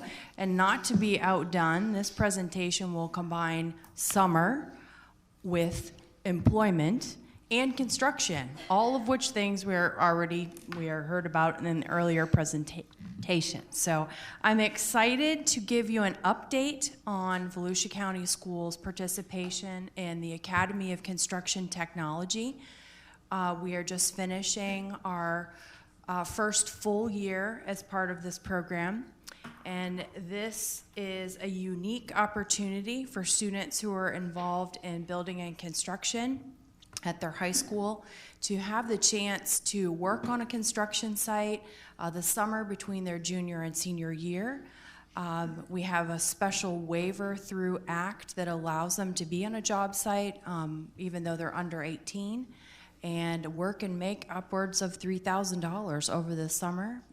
It is a pre-apprenticeship program, so it allows them to get in that pipeline for construction.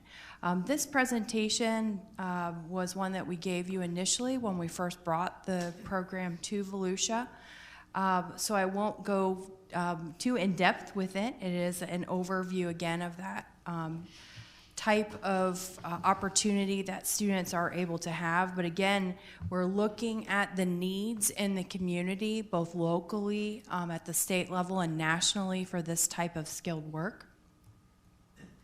And in the trade areas in particular, we're looking for all types of trades, again, at all levels. Our program structure, which I will leave to Ms. Nancy Merced, who's also up here with me. We have Mr. Russ Tysinger from VCS Maintenance. Ms. Nancy Merced is also up with us, and Sandy Bishop from Volusia Building Industry Association is also here as part of our presentation. Dr. Daniel Cox is out in the audience as well. He is the CTE specialist that supports building and construction. So we have a superstar team of collaboration here to make this program be possible for our students. But you'll see on the screen there that in high school, the 11th and 12th graders are our target students for this program. And they do have employment, again, out in the community. We started the program at DeLand High School last year in January, if you recall, and we ended up with 6 students who worked over the summer last year, and we were very excited. This year, I'm excited to tell you our progress is that we've more than doubled the number of students out working this summer.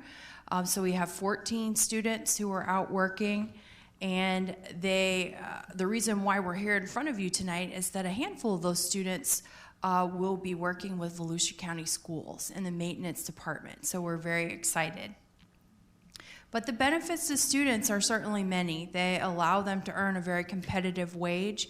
$9 an hour is the going rate for students to begin employment through the ACT program. And it allows them, again, to really get that advanced standing in the career field. And as they move on, the hope is certainly that we're able to employ them locally in the companies where they work over the summer. And it gives them the chance at their first real job outside of perhaps food services or other areas that a typical teenager might be involved in. They have all types of employability options to them coming with this kind of experience.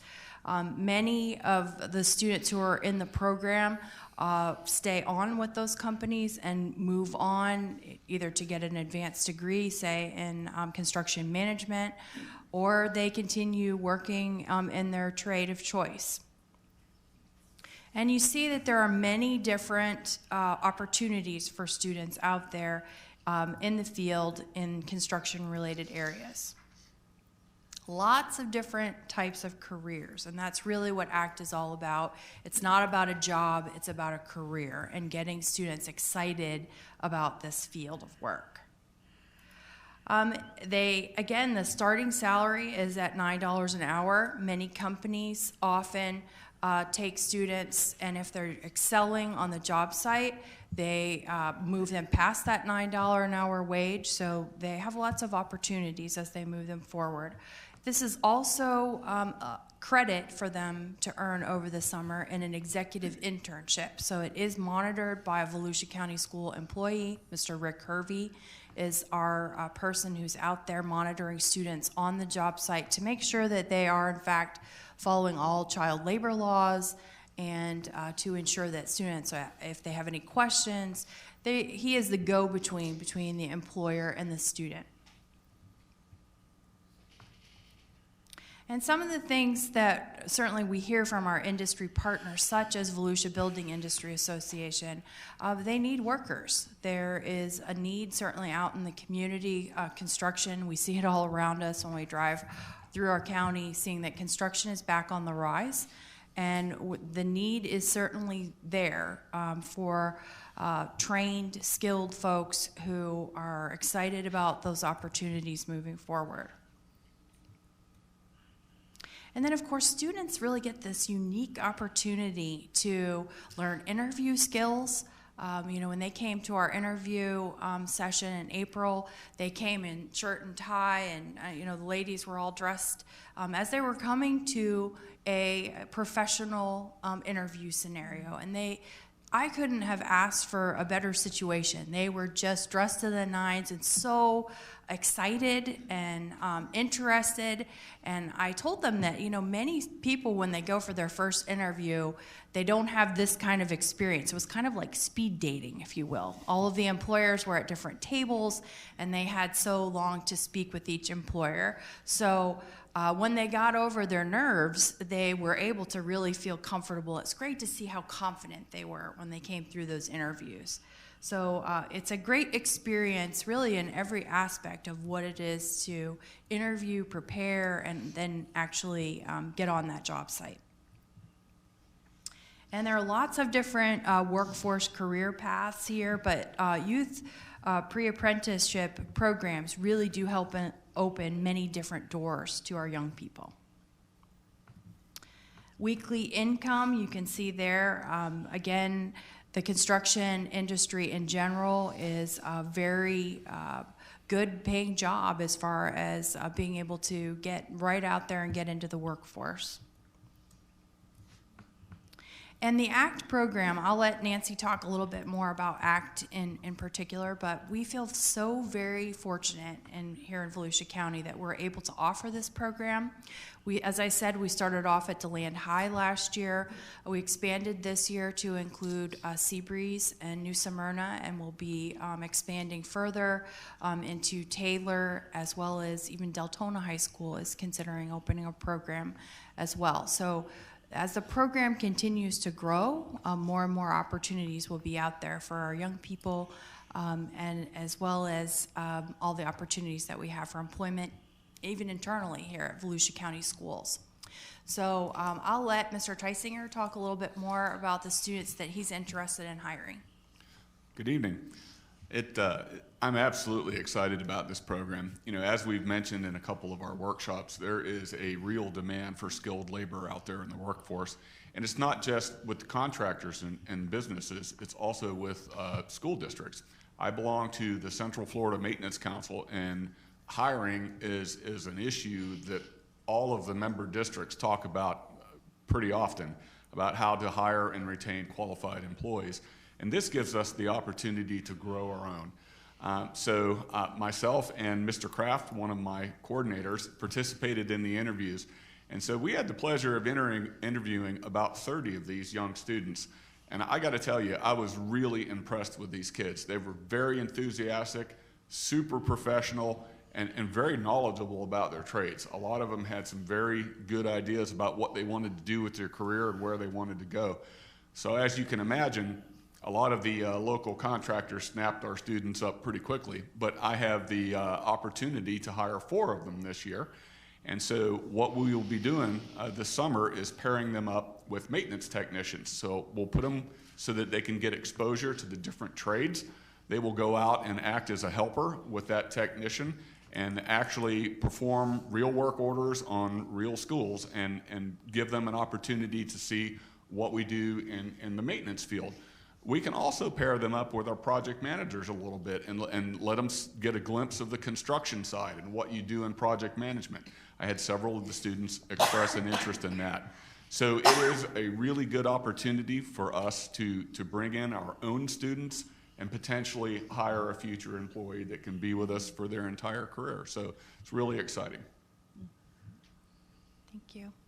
Next to speak, I'd like to introduce Nancy Merced. She is representing ACT, and we would not be in this position to be in front of you if it wasn't for all the hard work that she does to coordinate and assist with the program. So Nancy? Thank you. As I had shared with you guys previously, is ACT started in 1992 with our first graduating class in 1994 in Orange County, where we're doing this program besides Orange, Osceola, and Seminole, and as of last year, Volusia County. So we're super excited. It's been an awesome year. As Kelly said, we had a wonderful interview session in April where the students who had been in the classroom and learning their skill sets and gotten their CPR and first aid and 10-hour OSHA card came together and interviewed with about 15 local construction companies that are doing work right here in Volusia County. We do take each school district and only work those students in their school district. So we've got companies that are based in other parts of Central Florida but have work here who interviewed these students. The students and the contractors picked who they would like to go to work for. As Russ said, they had the opportunity to interview and selected 4. And so we are really excited to have that opportunity to do that. Other maintenance departments and other school districts have been working students for several years, and it's been growing with them. They have wonderful success stories where, as Russ said, they're growing their own. They're taking students that have been trained in these fields, putting them to work, and they have career paths where they stay right there in the maintenance department for years. We've got ACT students that graduated in 1994 that are still with the same employers, are the project managers, superintendents in these companies, by growing their own. And that's what our industry partners are looking for, that future workforce. And I'd like Sandy Bishop to share a few words too, because this is really a collaborative joint effort with our business partners and our community to build that pipeline. So Sandy, could you step up? Yes, ma'am. It is grow your own. It's an opportunity to get them involved, and we started a kind of new program with our general contractors, small builders. Nancy has always had quite a bit of the big contractor business, and the VBIA has a lot of small builders. And we've gotten 3 different general contractor builders to take them, and they're almost job sharing them. These young men, the 3 of them, are going out and they're getting to experience air conditioning, plumbing, electrical. Then they could specialize. They're getting to try it all out and get paid while they're doing it. So it's a fabulous opportunity for them, and we're getting people going, I want one of those kids. I want 2 of those kids. How do we do this? And the more we talk about it, and I'm like a broken record, they're starting to listen to me and go, well, Sandy, where do I get one of those kids? And one of our new builders for the program, who's just coming in now, he's, well, why did I know about this last year? I've been saying it. You've all been saying it. So it's really great to have it, and we really appreciate this team coming together and pulling it off.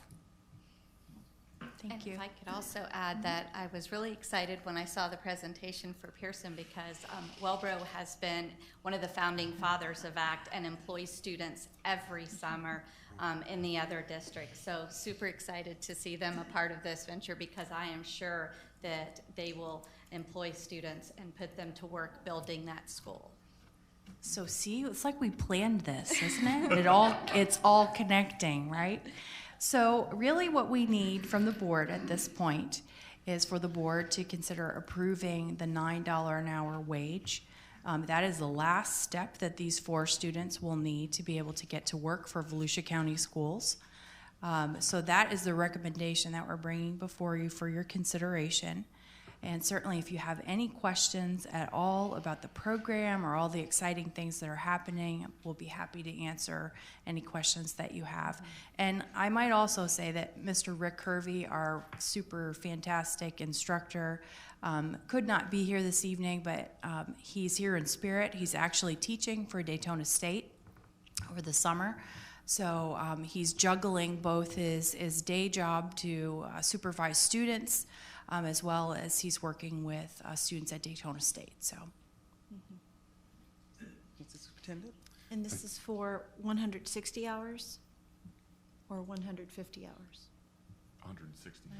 160, because I think on our paperwork it showed. Yeah, we have to offer them a minimum of 160 hours. Okay. Yeah. We can correct that on board docs. On the background where it says work 150 hours, let's change that to 160. and that meets both the ACT requirement as well as the student internship requirement. Sure. No problem. The superintendent recommends the hourly wage of $9 per hour in accordance with the ACT program guidelines for compensation of students who participate in the program during the summer. So moved. Other discussion? I'd like to ask a question.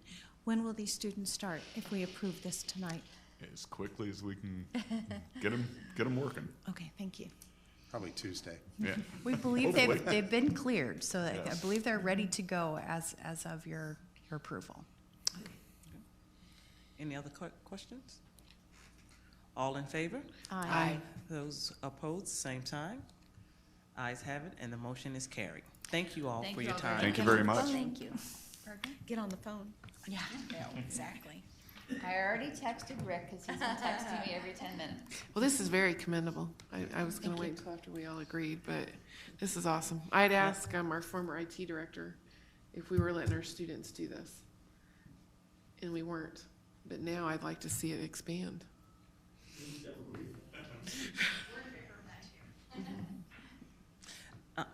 We're going to take a 5-minute break. Can you please be back in 5 minutes? Thank you.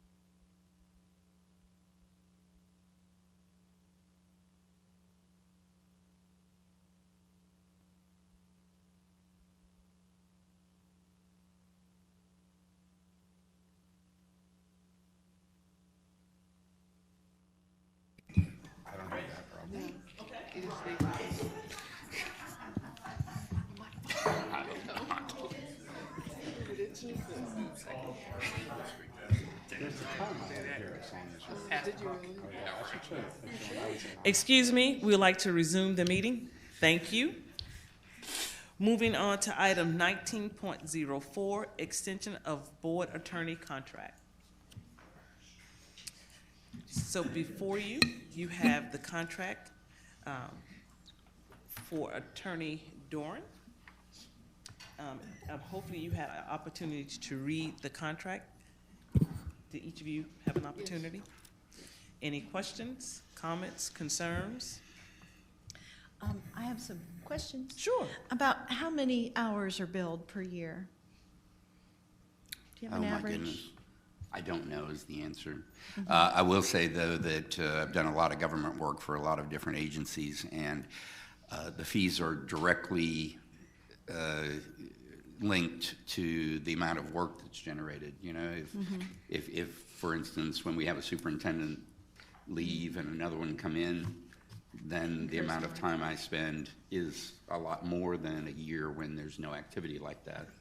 So it varies, you know, from one year to the next. I can get you the specific numbers, but I don't know off the top of my head. Okay. And how long have you been our board member's attorney? Board attorney. You know, I was trying to remember. It's somewhere between 12 and 15 years. It's been a long time, and it's been a great honor. You know, I have been very active in public education for 30 years, going all the way back to in my mid to late 20s when I first became a lawyer and helped to start Futures, one of the original founding members of that, and just a lot of volunteer time, and you know, as a young attorney in public education, believe in it, you know, quite deeply, and it's just been a great honor to represent, you know, the school system throughout that time. Okay, and I have one last question. And over the years, and this is just a fact of reality, as board members come on board and leave, as I'm sure you've seen a lot of us come and go. You all are the best. I'll go ahead and answer the question. I won't even wait for you to ask the question. So maybe we should look at 1 year contracts. I'm sorry, now we go have ahead. that out of the way. As we do, how do you see our ability to work, your ability to work with us, as we have different personalities, different political opinions, different situations of economic upturn, downturn, working with different superintendents? You know, I've really had a great relationship. The News Journal actually asked me this a few days ago in a private conversation. I really had a great relationship with every single board member I've worked with. The only one that I got off to a rocky start with was Vicki Bumpus out of Deltona, and she was skeptical about me for whatever reason, for whatever she thought she knew or had heard. But when she departed, her closing comments, of course, she went around the room, was an apology to me publicly for having doubted me at the beginning and then, you know, concluding that, you know, I was a great asset. So, you know, I've been able to, I think, work with everybody. I hope you all feel that way. And, you know, I think the key to this, Mrs. Costello paid me the greatest compliment just, I think, a few months ago. She asked me what was my personal position on an issue, one that you all dealt with recently. And I told her, and her response was, wow, I would have never been able to tell, you know, based on your professionalism, I would have never known what you felt about it. And so, you know, my role is, in my mind, is very clear. It is to be here to make sure that nobody gets out of bounds and throw the flag if somebody's going to go off the field. But beyond that, you know, I don't involve myself. And you know, so that seems to have worked. And I I have one last. What if you decide, this contract is for 5 years, what if you decide maybe to do 3? What's that? The contract is for 5 Oh, years, if I were correct? to decide not to keep going for 5 years? Yes, is there Well, I'm something 60 here? years old, and I'd be 65. I expect to keep working for another 5 years. Well, what I meant was, what if you decide you want to go out early? And, Oh. I mean, Get a is better there offer. something in here if you want to retire early? Oh, if I wanted to retire early, well, I guess, like anybody that works in a position like this, then the seat, the vacancy would be there, and you would, I mean- put out an advertisement or whatever. Okay, would we extend it to like the end of the school year, or, I mean, how much notice would you give us so that we could go out and I'll meet? give you 1 year's notice. 1 year's notice? Yeah. I mean, I don't expect to go anywhere for 5 years, so I don't expect, if I see that coming, short of a health issue or something Yeah, like that. see, because obviously, I can't was predict. concerned. But because- in terms of my own personal career, I don't expect to leave, but if I do, I would certainly, not leave without lots of notice to everyone well in advance. Thank you. John? No? None? I do just want to say that after 3.5 years, I cannot imagine being represented better. And I'll say it myself, you have always been so professional. You have never, ever crossed the line, and that means a lot to me, so thank you. Thank you so much. You want me to get gushy too? No. You've been awesome.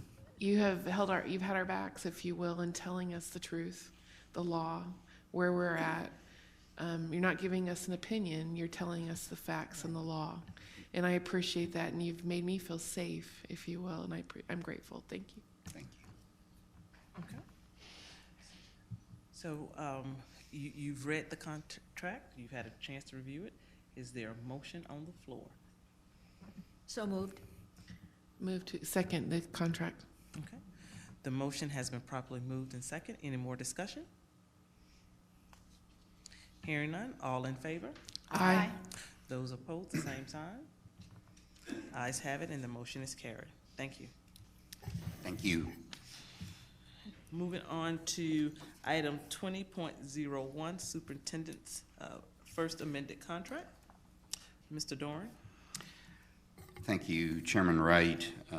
As was reported today in the paper, Chairman Wright and I have had the opportunity to sit down with the superintendent and his legal counsel, Mike Teal, who happens to be here in the audience as well.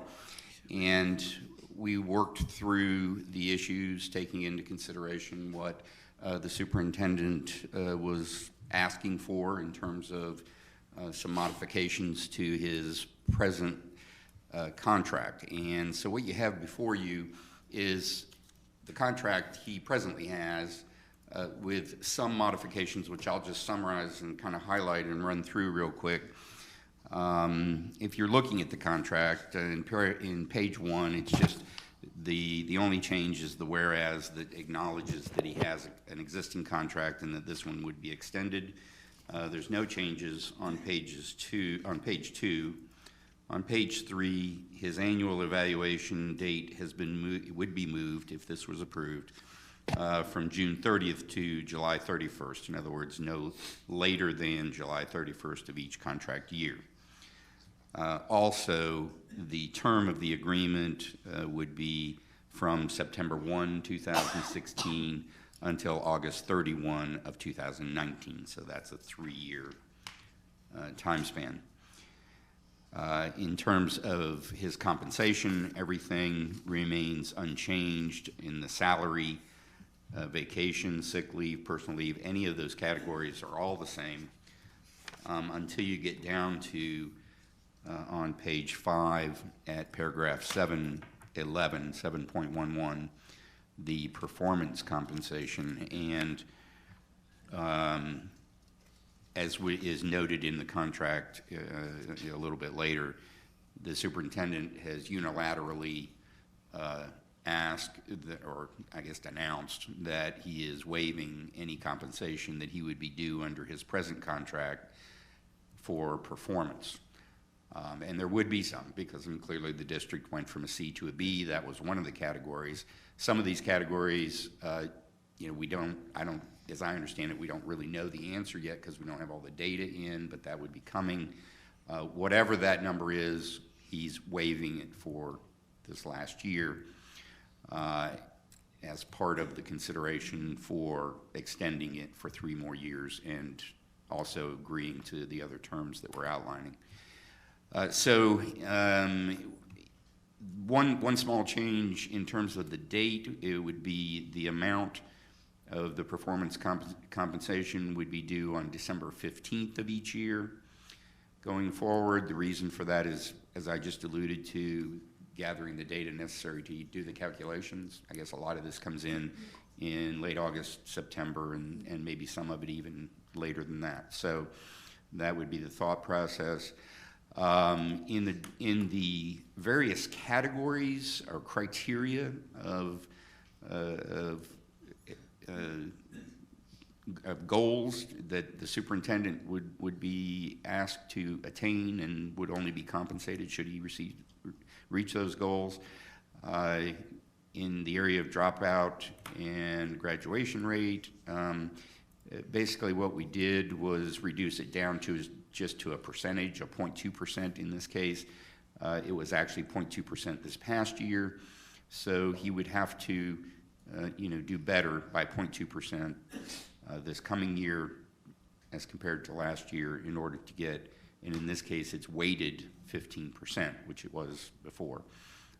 In paragraph B, a similar approach, reduced it down to just a straight 2.5% for the year 2016-17 school year. Again, weighted 15% as it was or is in his present contract. Anything related to fiscal issues has been removed.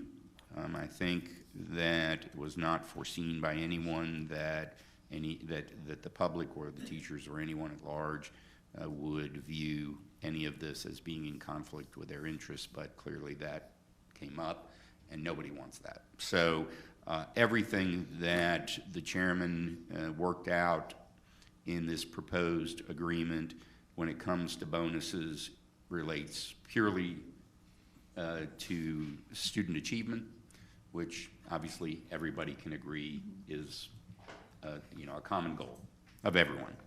So all goals that might have been related in the past to fiscal issues would not exist going forward. That section was taken out. Now, rather than create additional ideas for goals, what we did was redistribute the weighting of the remaining goals.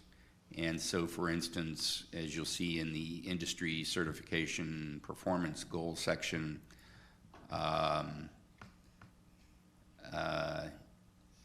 it was 5% for each of those criteria. Now it would be 15% is what's being suggested. So we just took... That's C. I'm sorry. C? Yes, C. C and D. And the same thing with the school district grade, E and F, I guess it is. I'm looking at a red line copy, so it's a little confusing on this. But at any rate, the weighting would go up on the performance bonus funds for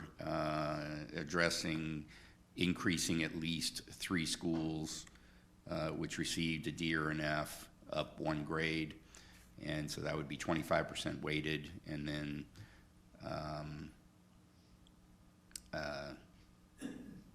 the remaining category would be weighted 15%, and that would be taking the district from a B to an A. If he were successful, he would earn 15% of the compensation set aside. As I said, the superintendent waives the past performance, and H just addresses the fact that this is something that would have to be renegotiated. These performance criteria would have to be renegotiated each year as you go forward, so so that they would make sense. You know, if we become an A school, then maybe the next year the goal would be to maintain an A for the district, as an example. In paragraph 712, deferred compensation, there was a recapture clause in his present contract that indicated that should he be extended for another 3 years, he would be entitled to deferred compensation, and it would recapture back to the date of the original agreement. And so what is being suggested here is that that deferred compensation package would come in the form of a tax-sheltered annuity plan. This is something that the district has had in place for its superintendents as far back as I was involved. Bill Hall had this, Dr. Smith had this. I don't know if the superintendent prior to that, I wasn't around for that, but it's you know, this is a benefit that the board chose not to offer in the first go around with Mr. Russell because it was a short-term contract. What is being suggested now is 10%, but it does not vest unless Mr. Russell serves at least 2 of the 3 years of his contract, and then it only 50% vests. He has to complete the full 3 years in order to get 100% vesting. And as I said, the recapture clause would take that back effective April 8th of 2015. Of course, if for some reason Mr. Russell doesn't fulfill his responsibilities, but they're involuntary, such as a disability, death, or even if the board were to, in some point in the future, terminate him without cause, meaning there was no allegation of any wrongdoing, just we decided to go a different direction, it would 100% of it would vest immediately if it's not his choice to leave. So as long as he stays and does not voluntarily leave, it will vest at 100%. Let's see, what else do we have here? And then I think lastly, actually, 713 is an annual compensation review. And so while the superintendent is saying at this point in time, given the financial environment that the district is operating in, he's not asking for any increases in his compensation's base salary, but this contract would provide that the board would do a review of the contract for purposes of potentially increasing his compensation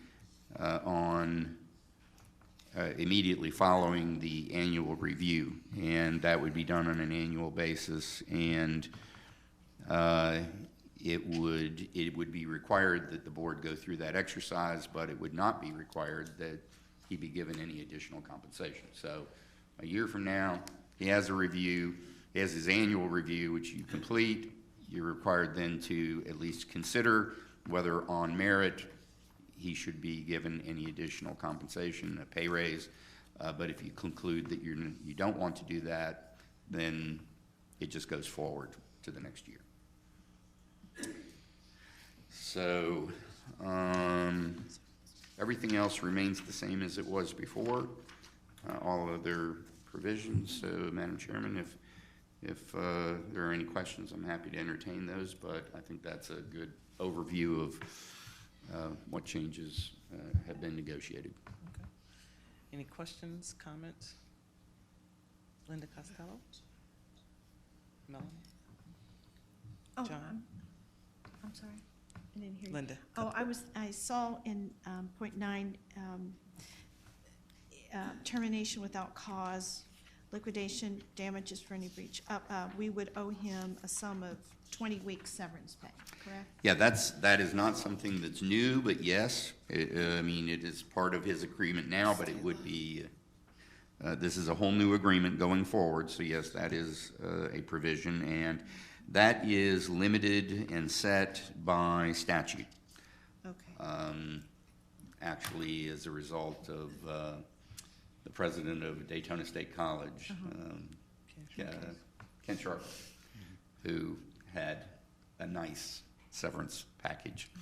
And I think the legislature took note and passed a statute limiting severance to 20 weeks for all public officials. Because I know that was a huge discussion a year and a half ago. I just wanted to make sure everyone understood what that was. Okay. Yes, that's right. Okay. That's right. I was just I was figuring it out how much that would be. Yeah, sure. Okay. Any other questions, Linda? Oh, no, thank you. Superintendent Russell, you have any questions or comments? Not at this time. Okay. So we have the superintendent's proposed contract before you. Is there a motion? So moved. Second. The motion has been properly moved and second. Any further discussion? Having none, all in favor? Aye. Those opposed, the same sign. Ayes have it, and the motion is carried. Thank you for the vote of confidence. I appreciate it. Thank you. Just want to let you know you're no longer a newbie. Expectations just went up.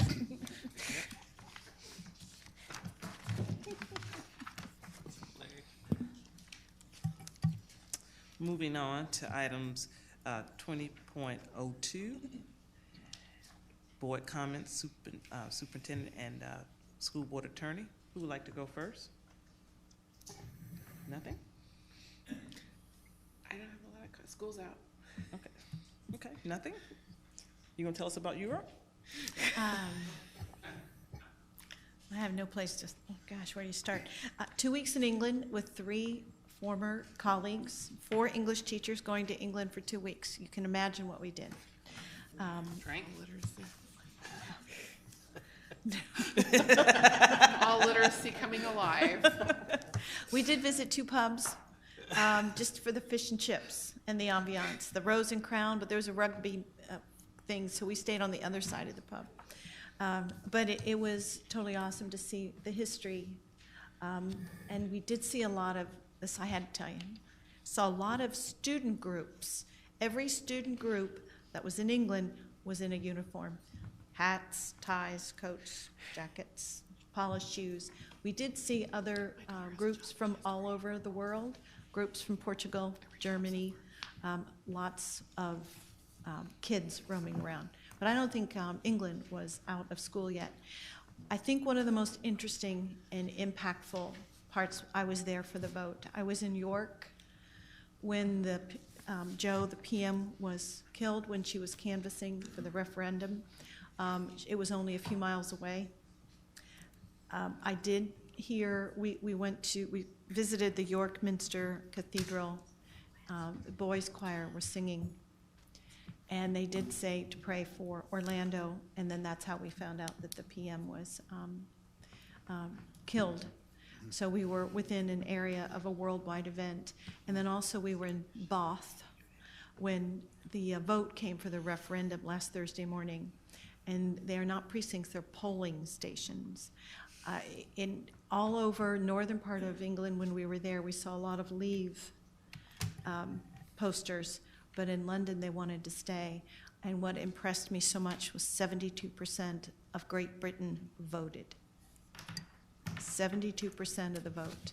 So it was wonderful to see that kind of turnout from registered voters. And then everything went smoothly, but of course then the pound began to plummet. And I'm going, all right, conversion from pounds to dollars, I was earning some money.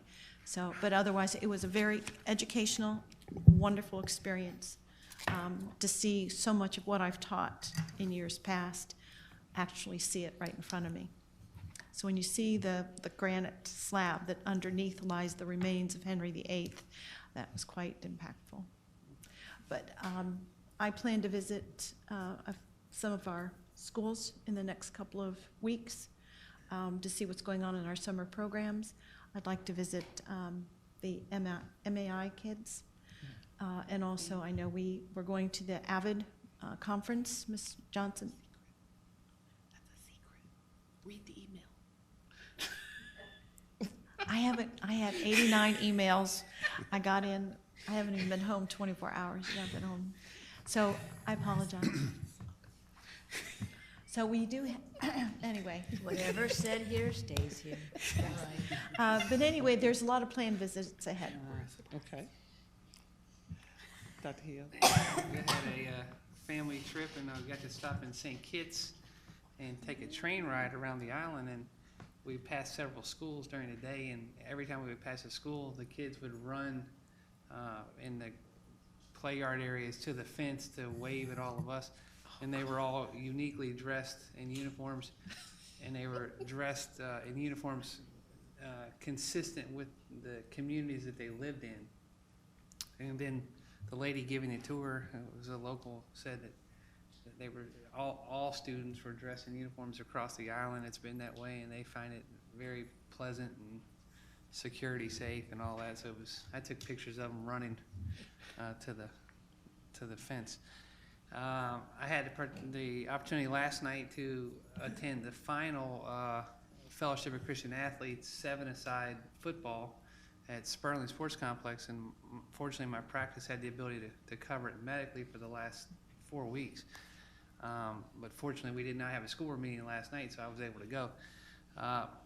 We had schools from both our county, then we had schools from the neighboring counties that attended.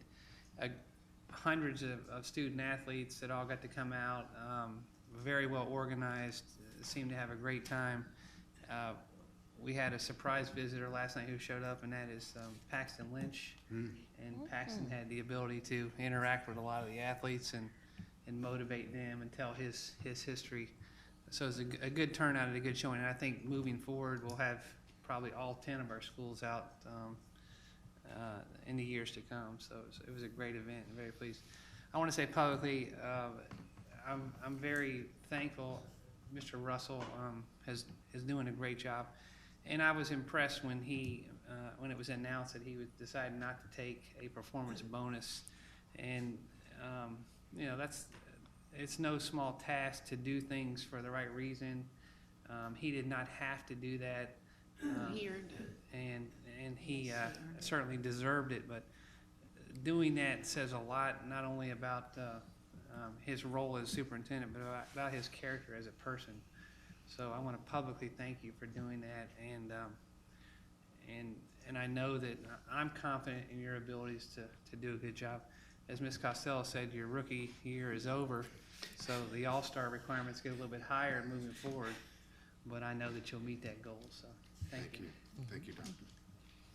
Attorney Dewar? Nothing other than thank you for the vote of confidence again as well. Okay. Superintendent Russell? Thank you, Madam Chair. I know earlier this summer, Dustin Wyatt asked, well, I guess you don't do anything during the summer. And as I've gone out in the community, that is the perception that the district closes down, and it really doesn't.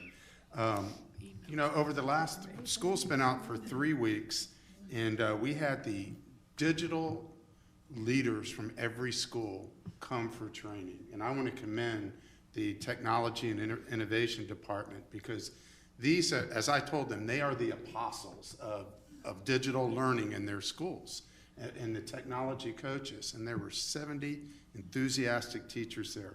Last week, our school leadership teams, these are teams of about 8 people, school administrators and teachers, and they wrote their school improvement plan and their PD goals for the year. See, the district no longer says this is what you're going to be taught with PD. They design the plan, and the district says, how can we serve you? Also, I want you to know, yesterday, it was Monday, all the divisions met at Heritage, and we were working on our strategic plan. We worked as a cabinet on that. I remember telling you all in April. Now the divisions looked, at the plan, and they were making their goals and all that we're going to bring forward to you.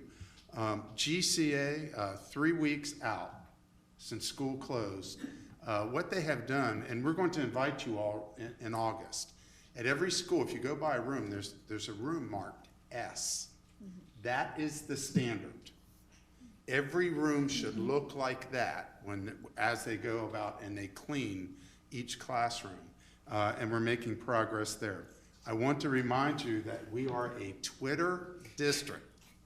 And you all have to follow the different schools, or at least the schools in your area, because, for instance, you would see what's going on with the pre-K right now. I know at Indian River, their extended day program, they're out there and they send tweets out of what the kids are doing. So that's a good way to get information. And we have 3 goals for next year, and I want to invite all of you to our administrative leadership conference, the opening session. And our 3 goals is a culture for learning, is the instructional shifts. And this is, you don't teach the test, you teach the standards, and the kids will be able to achieve if they're taught that. And there's certain shifts we have to do.